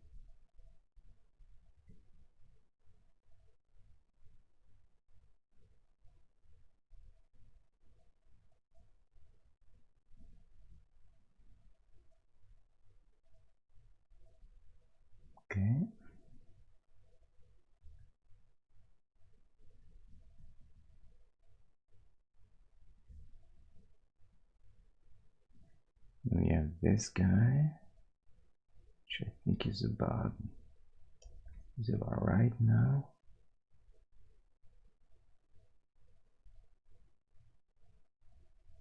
Clean this up a bit. Nice little stuff. Now I can spend hours trying to get all the nice shapes, because what happens is that I tend to paint with a bigger brush like this, and this becomes square, and so you see a lot of those, like you know, it's very blocky. But it's good to go fast. So the only thing is that at the end I need to make sure I don't get too many of those weird shapes, you know. Usually it's not too long to fix, but it's, yeah, you have to do it though. Just I feel like I need to do it.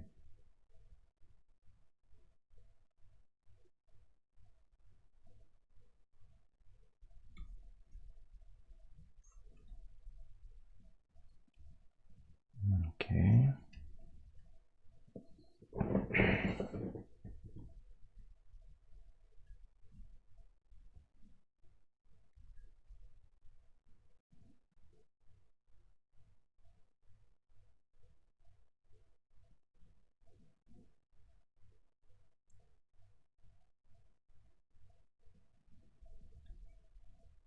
Just stopping a bit and just to think a little bit what I'm doing. Like I said, you know, I don't want to sometimes just brush things all the time. It's good to you know, pause a little bit and think about what you're doing. Sometimes it just helps a little bit to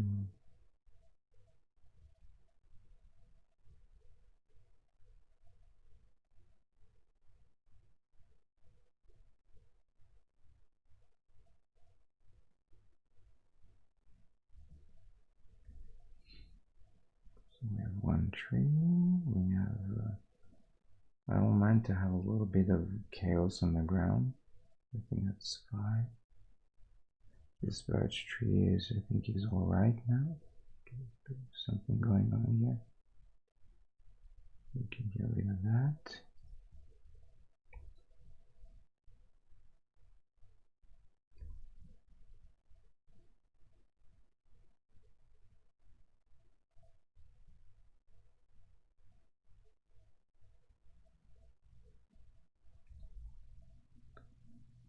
So we have a second guy there.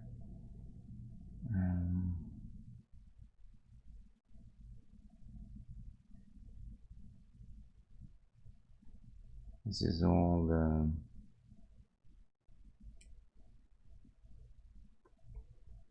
little bushes and stuff. Oaks. So same thing, we're gonna just make sure it's all nice and clean now.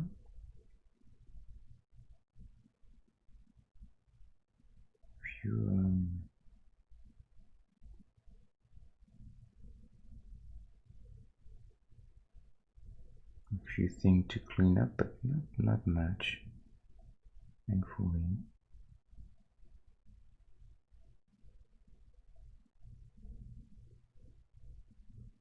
Oops.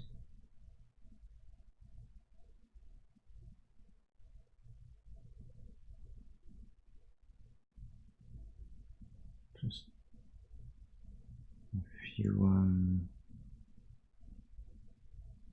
a few hits, a few leaves getting sunlight. I feel like I'm Bob Ross all of a sudden, you know, talking very softly and commenting about happy leaves and happy trees. Oh, happy trees. Yeah. This guy always creeped me out, but he was so fun to watch. he was a very interesting character.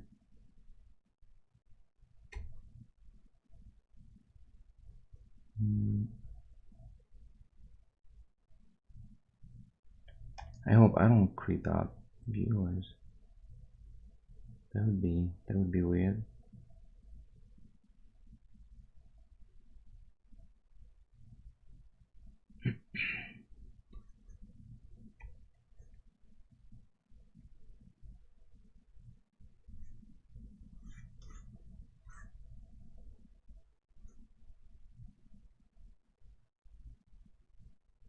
Here I'm just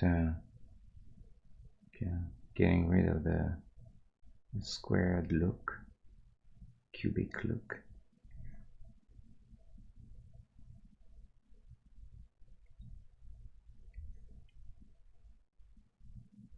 Not much to it's really no big deal.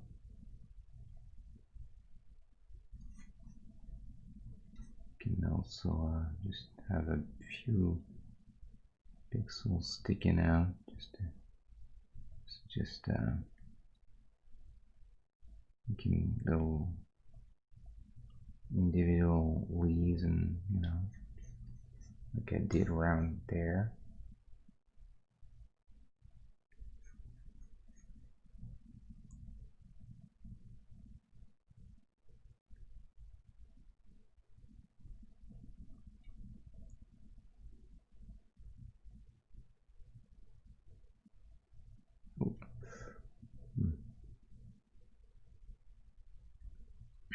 So as you can tell,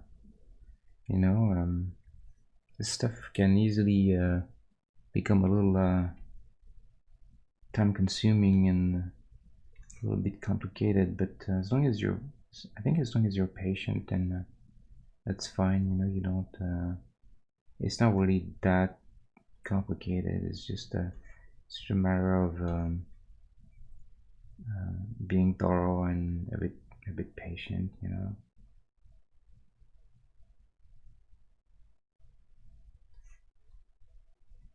as long as you stick to your kind of scan the picture for all the little things, and you try to be a bit methodical, then you will eventually address everything, or most of things. Because nothing ever. You see, I think it's important to do this sort of stuff. Like everything is a bit messy, but you have like one clean, nice, gnarly branch, a little hook there, because those, because they're in areas where it's a little empty, the eye will pick on those, and it creates an interesting story. It gives a really nice character to the trees, and it's really just a couple of very basic, simple shape, but those, at least you're trying to control them a bit, trying to go for the nice little curve in the branch, and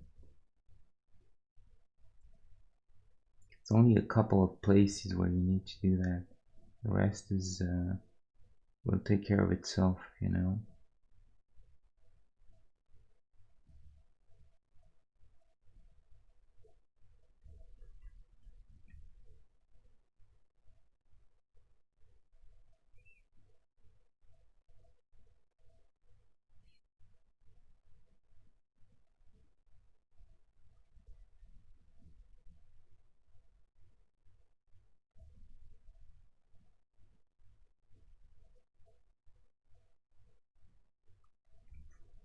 Okay.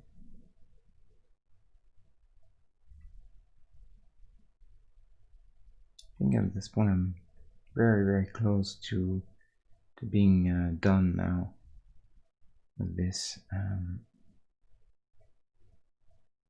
Let's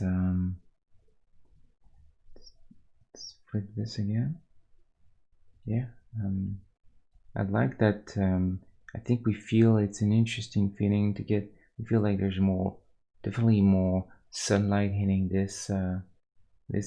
It's like it's almost like we're at the edge of a forest, and in further inside, as we go deeper inside, we see more or less light, and trees get darker, but this area gets a nice little sort of golden touch. So I think Yeah, I think I like that feeling overall. It's not a bad feeling. Um,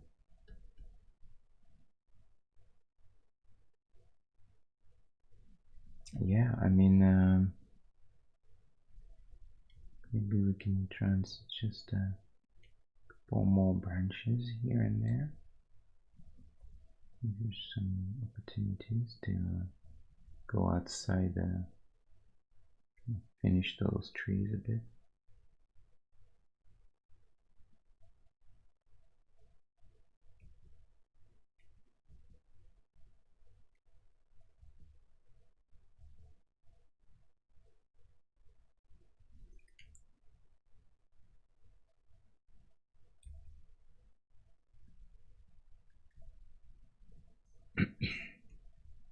Maybe on this side.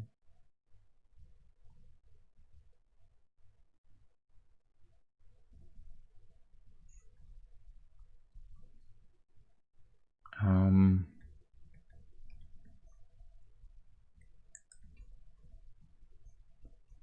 yeah, I think this is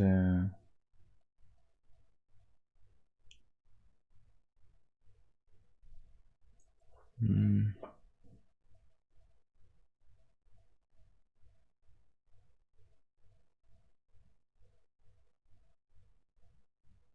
yeah, it's definitely quite close.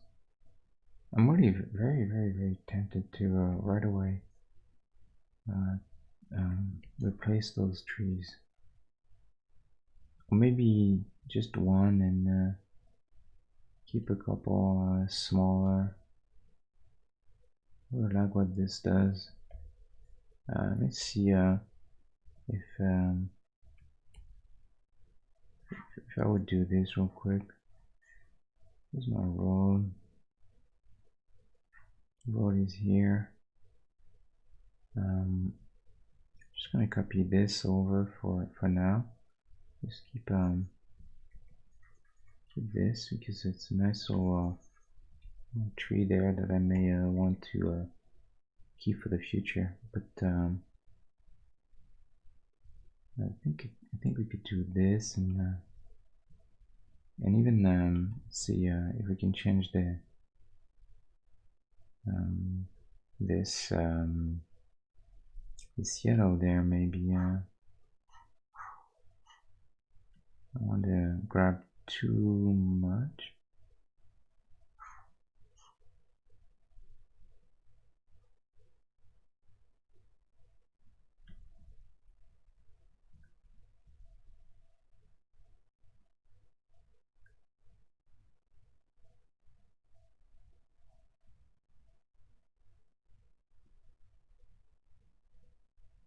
I'm just I was just playing with this. Is pretty too, you know, like a red tree. But to me, this is it's a bit more like Japan, you know. But yeah, I don't mind this red. It's kind of pretty. But we're not gonna go for that. Just more of a yellow, really light green. This maybe, and then we will go just a bit darker.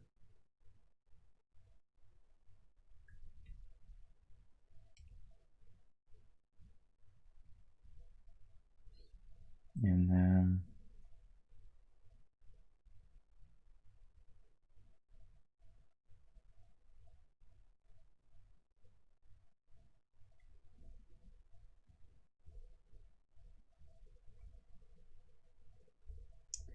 okay, and then I want to see if I can take my these guys there, and then just take a small portion to put on the side of the road.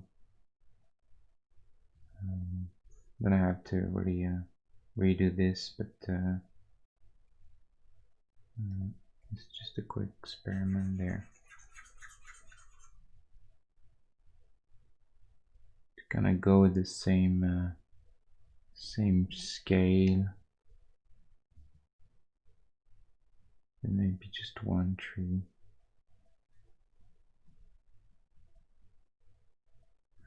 But you know what? I think I kind of like.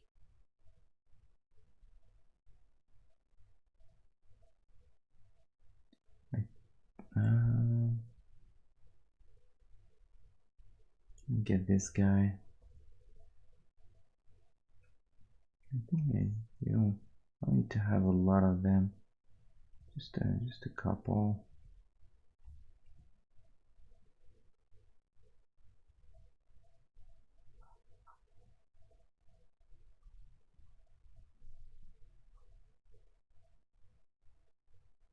This.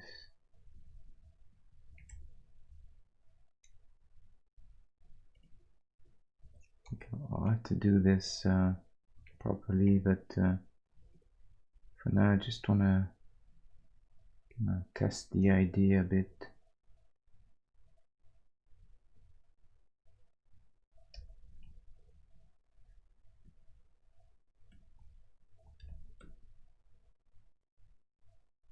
Just try out the idea.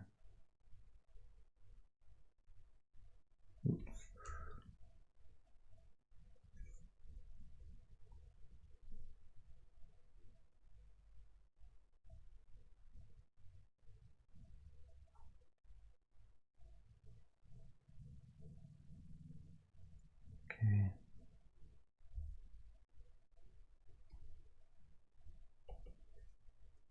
Oops. Just gonna use this more as a like a low oh,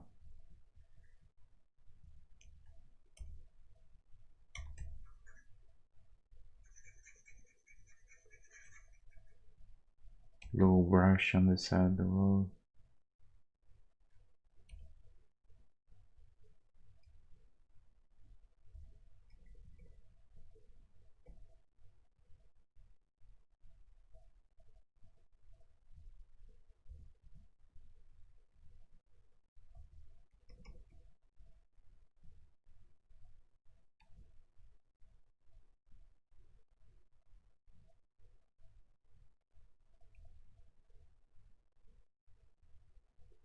You know, when there's well, this brush on the side.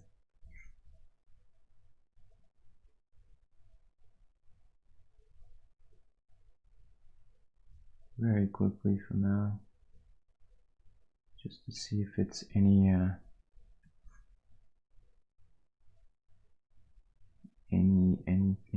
worth doing. Yeah, I think I really don't mind this.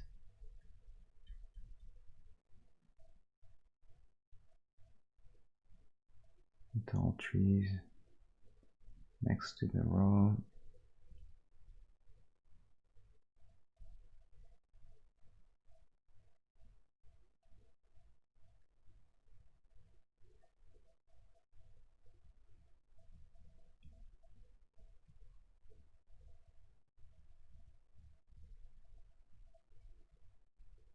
I'm not sure. I'll have to think about it. I think I want to reconsider this. Maybe I'll evaluate if it's worth it. I think there's something interesting to it, but I don't know if I want to commit to this just yet. Not too sure. I have to think about that.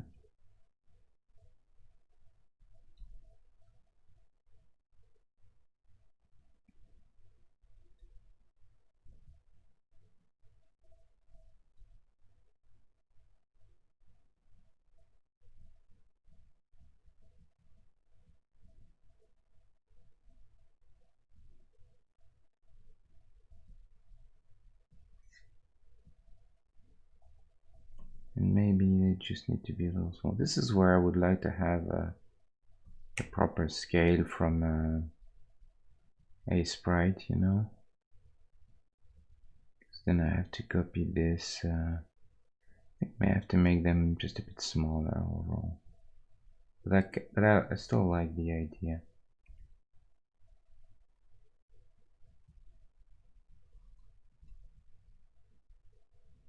The idea of this.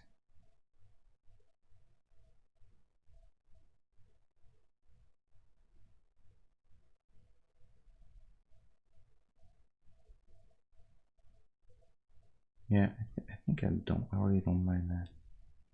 There's two scales. There's the road, I mean the little brush on the side, and the trees. So it's a bit more interesting, I think.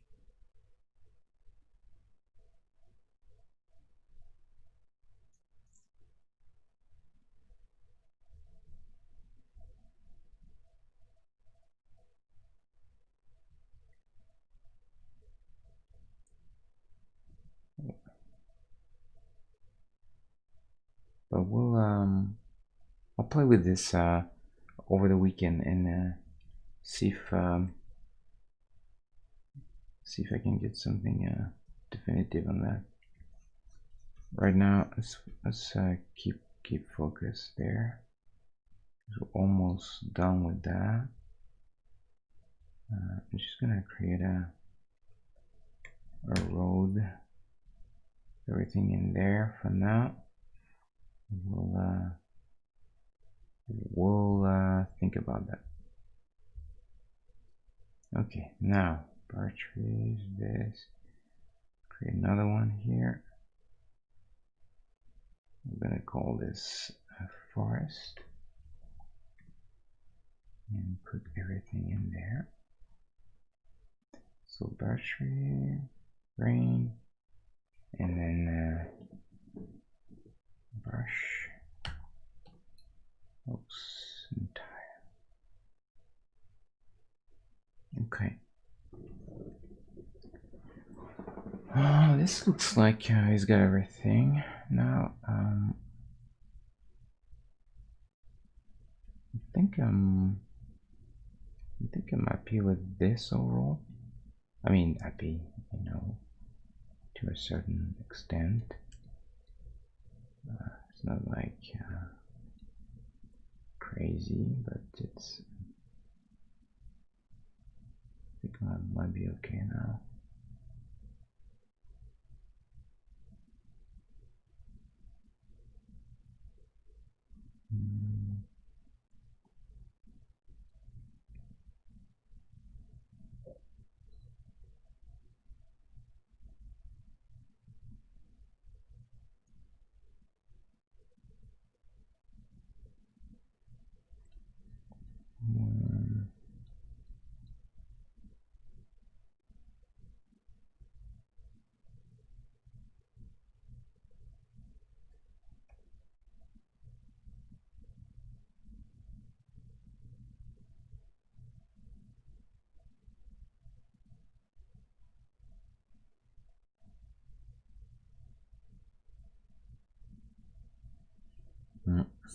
Okay.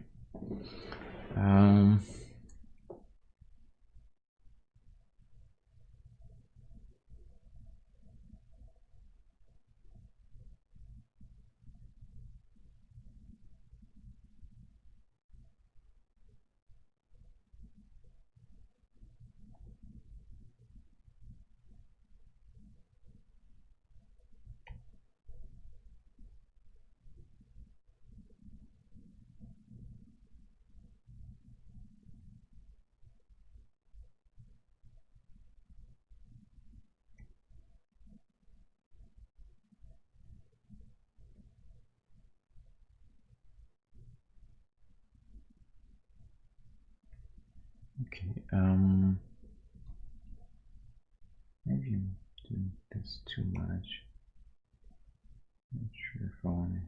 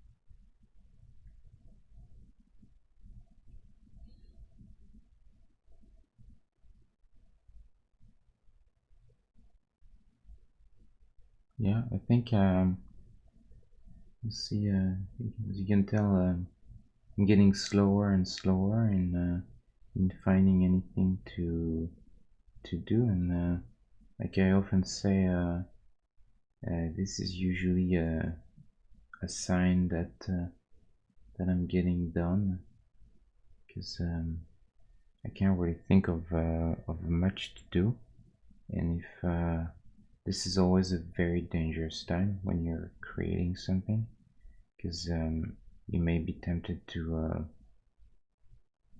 go for to actually do something, but sometimes there's just nothing to do. You just have to let it go. Um, and trying to cram too many things then can end up in very quickly in, going backwards in disaster. So I don't want to risk that situation now.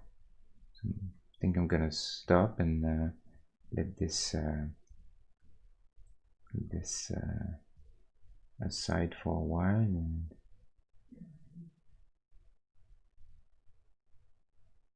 come back on come back tomorrow probably. I think, and we'll see how it looks tomorrow. You know, and maybe I'll do both, trying to adjust these the few things that may not be great here, and also I'll make a decision for the road if I want to go down this route, because then I may have to change the scale of those trees a bit, because it's kind of different scale. And I wonder if I want all the trees to be in one scale. Buildings, it's different. Buildings, they're on their own thing. I can't have the buildings on this as the same scale as trees. It's not possible. So I'm not worried about that. But maybe for everything that is tree, maybe I want to keep everything consistent. So just have to try and think about that a bit tomorrow. See see how this looks tomorrow.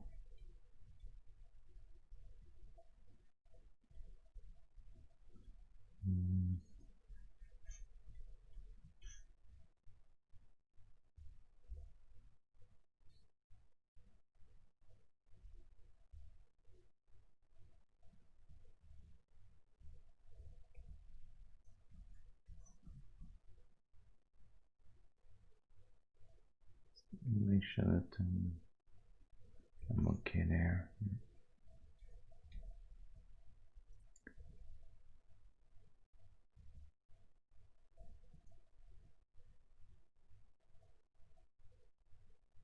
I want to be consistent. Yeah, I was messing that up.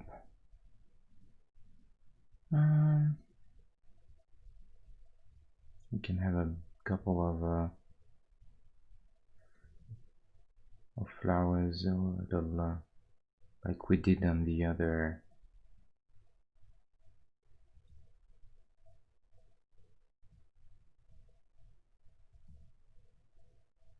It's really just a suggestion.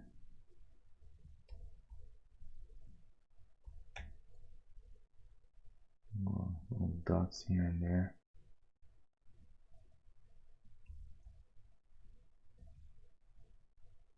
Gotta go for a color, maybe a little blue. Don't know if this will work.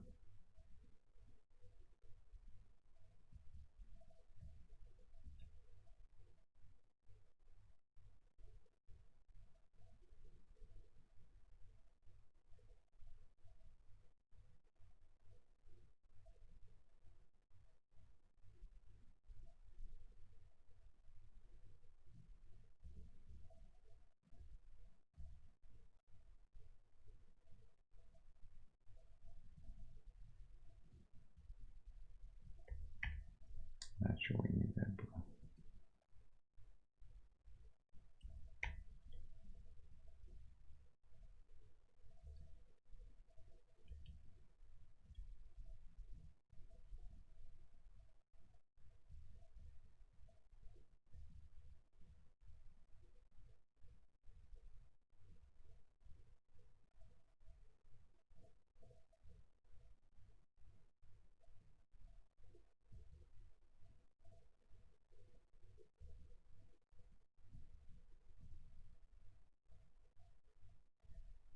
Okay.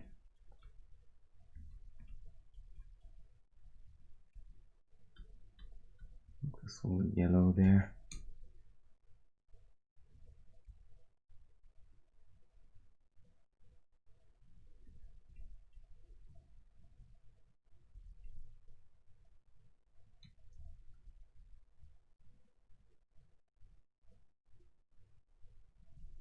Okay.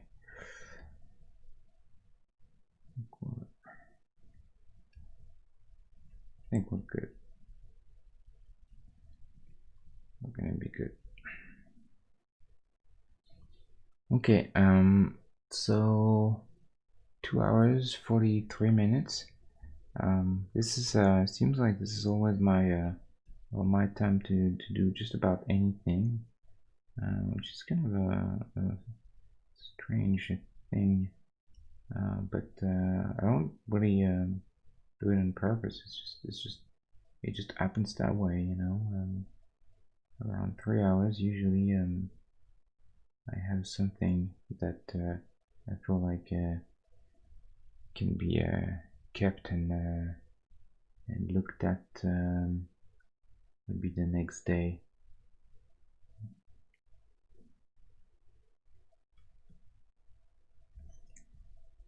Yeah, yeah. I think we're gonna keep this, and that's gonna be a wrap for today. So I won't stream. I won't stream on Saturday or Sunday. Only during weekdays. Next week I'll keep doing 3 nights a week, and eventually I may end up streaming more. But the thing is, I want to go in starting next week. I think I want to do every other day. I want to do some experiments in Unity and training myself in Unity. So I think I'm gonna need to keep those days in order to do that. I don't think there is much point in me streaming, trying to display my first 3D cube or my first sprite in Unity already. So I will do this offline. But eventually, if I get lucky enough that I can understand a little bit what's going on, um, at some point, and I start to work on an actual prototype, or at least have an idea of something that I want to try out, then at that point I'll start streaming those as well. So I think at that point eventually I will end up streaming pretty much every day. One day will be pixel art, you know. Every other day will be pixel art, and every other day will be Unity, more like development and prototype in Unity. So I think that's kind of the plan so far. We'll see how this pans out. Okay. Okay, we don't need to keep this. I've seen this. Clean everything. So that's it, guys. This was the forest. I was a little bit nervous trying to get this because I know how a bunch of trees together they can easily become something that looks absolutely terrible. Very very hard to read or just make interesting. But so I'm glad we managed to do at least something. It's not perfect, but I think I'm a bit more confident now that this could work as a look, and even on little tiles like this, I might be able to represent just about anything. We'll have more environments to come. I want to do more different buildings, you know, like parking lots and theaters, and you know, stadiums and police station, fire station, military hangar, um, everything in the more the countryside. I want to do like a wood, you know, a forest shack and um, a meadow, little field, and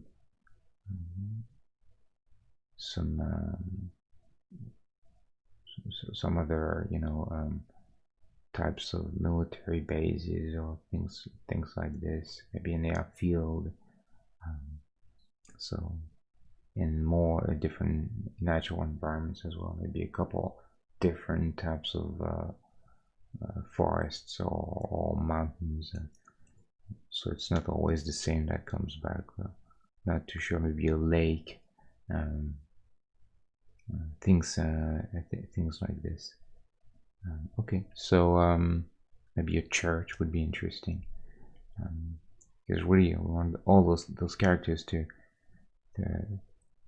to be able to go in very different, various places around the countryside and the urban environment, probably in northern eastern United States.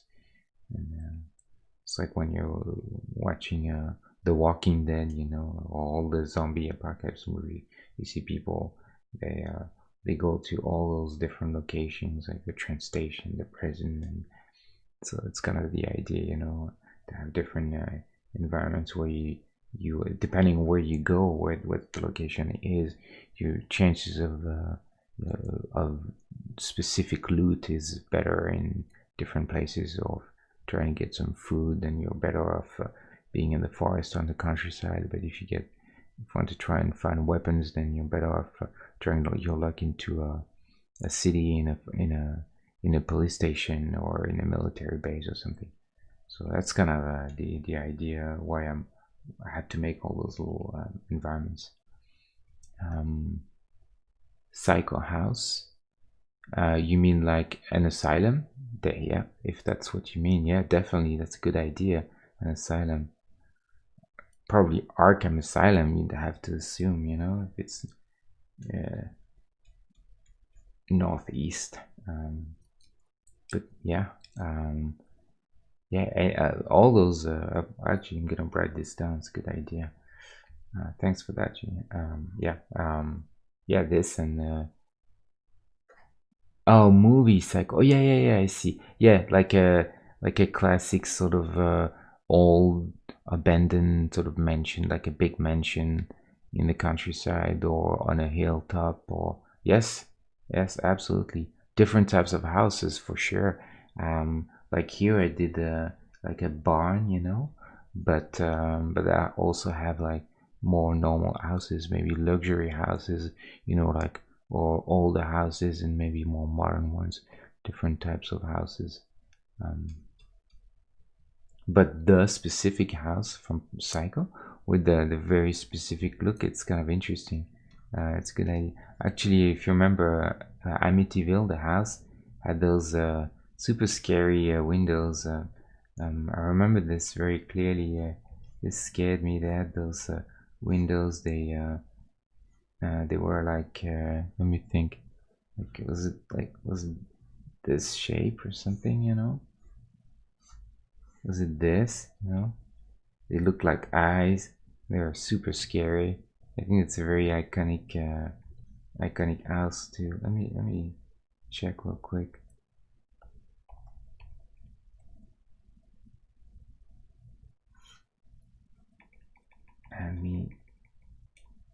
TV house. And now I see it's, oh yeah, so it's like, yeah, it's like I had it upside down, but yeah, that's what I remember. That scared the hell out of me, those windows. But that could be also something to make fun of. Yeah, yeah, definitely, yeah, for sure. Yeah, Amityville. Yeah, I think it's a good idea actually. I didn't think of environments as actual, locations that could be taken from movies, but but that too is a good it's actually a really good idea.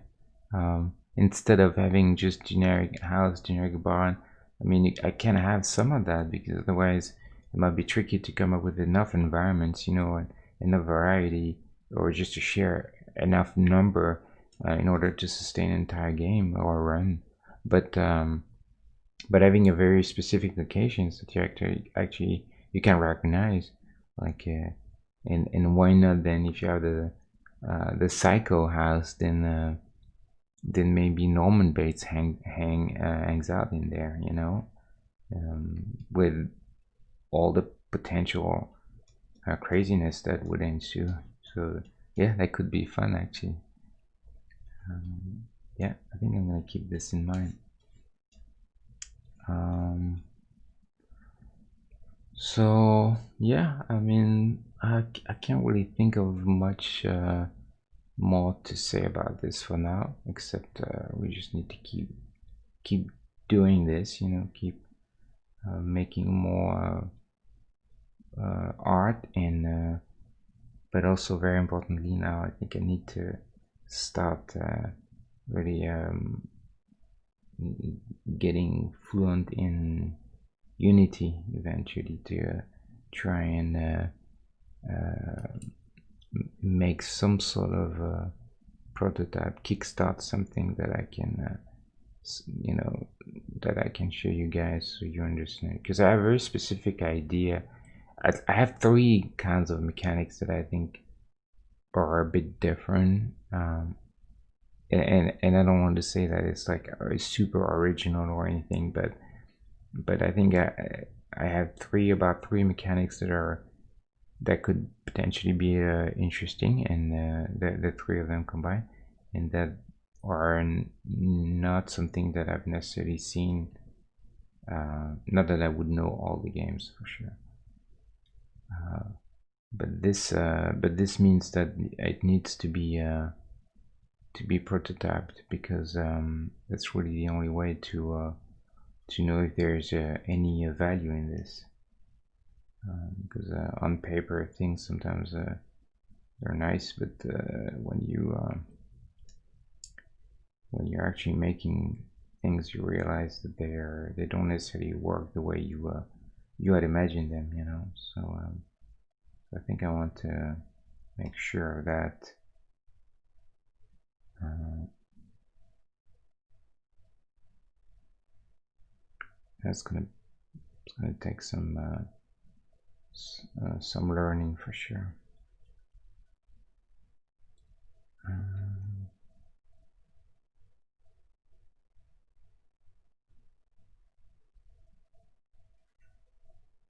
this.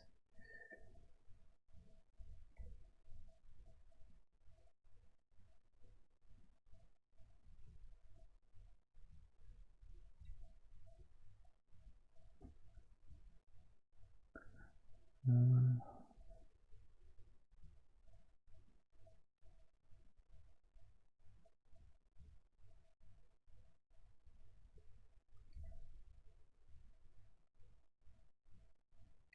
yeah, well, at this point, it's really not worth.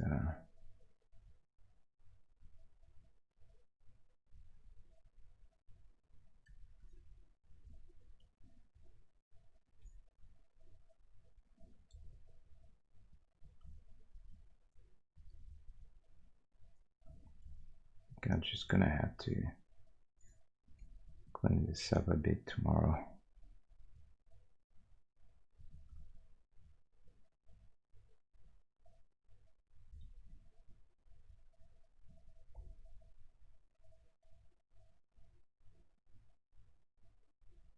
Okay. Well, we'll come back to this tomorrow.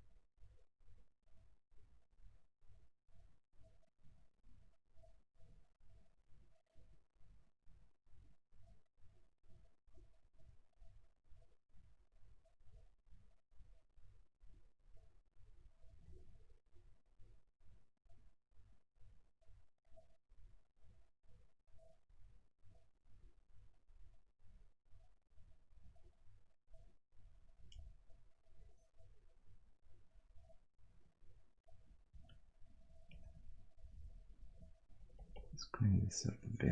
That's it.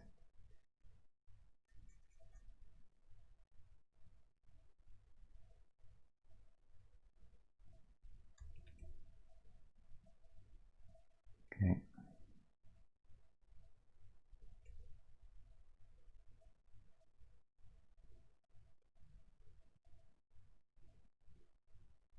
Oh boy, this one was a bit complicated. I'm glad it's done. Okay. Okay. I'm gonna be turning the stream off now. Almost 3 hours. Thanks everyone. Thanks Julian for the good ideas. I like this idea of having iconic places to quite a bit, in fact. So I'm gonna write this down and start thinking about some of those places. You know, if you have some that you think of, you can send them to me, and I'll update the list. I've also thought about another way of representing vehicles. We'll see. We'll see how this goes, but this kind of goes with another idea that I have, that is one of the mechanics, and the way the mechanic will work needs the items and the vehicles and the characters to be represented in a certain way, if you will. So it's kind of hard to explain without going through the entire thing, so I don't want to get into this now, but that made me think of another way maybe you're representing the cars that would not be this. So this is another thing that I have to try out. Really a million things to think of at the same time, but you know, this is very very early, and it's kind of expected to go through a lot of different ideas and things that needs to be figured out. So nothing really out of the ordinary there. So I'll back to this and explain to you guys the ideas eventually. But I think in order to do that, I think I need to go in Unity and start displaying a few things, because I think it will be way easier to show, at least to support the explanation with some kind of visual, even if it's just a mock-up screen that I do in Photoshop, than trying to go over the explanation with just what I have in my mind without any sort of visual, because I think it'll be very abstract and quite hard to understand. I'm not even sure that I understand it myself very well, so that's why I think I don't want to go over like weird, complex ideas that no one really understands or interested in, because they're so abstract that they don't have any real sort of, you know, tangible reality. I think it's unfortunately it's kind of part of what game is. You know, gaming is lots of concepts are sometimes just they just need to be tried out. You know, you can't really just bet on them unless you've actually tried to do something with them. I kind of know that for a fact from past experience in my previous games and my early attempts when I was in my teens. I had tons of different ideas that I thought were really interesting and original, and then they turned out quite the opposite. So so, you know, learn my lesson. Now I'm a little more cautious with this. Okay, so thanks everyone for being here, spending a bit of time with me. It's good. It's a very good experiment. I'm glad to do all this, all the streaming and the gaming. It's pretty exciting. There's a lot more to come, and don't hesitate to follow me on Twitter, because I'll try to, especially for people who are interested in getting a alerts or know when I'm online. Because if I change my mind or if I can't stream at some point one day, something happens, I will always tweet what's going on right before going online or not going online if I can. So you can follow me on Twitter. There's the link under the stream there, and also Instagram because there you will see the art once it's finished. So you'll get the opportunity to look at it in a closer detail than just on the stream if you're interested in that sort of stuff. Okay, so enough of that. Enough talking. Thank you again. You guys have a really good weekend, and then I'll see you on Monday now. Thanks. Bye.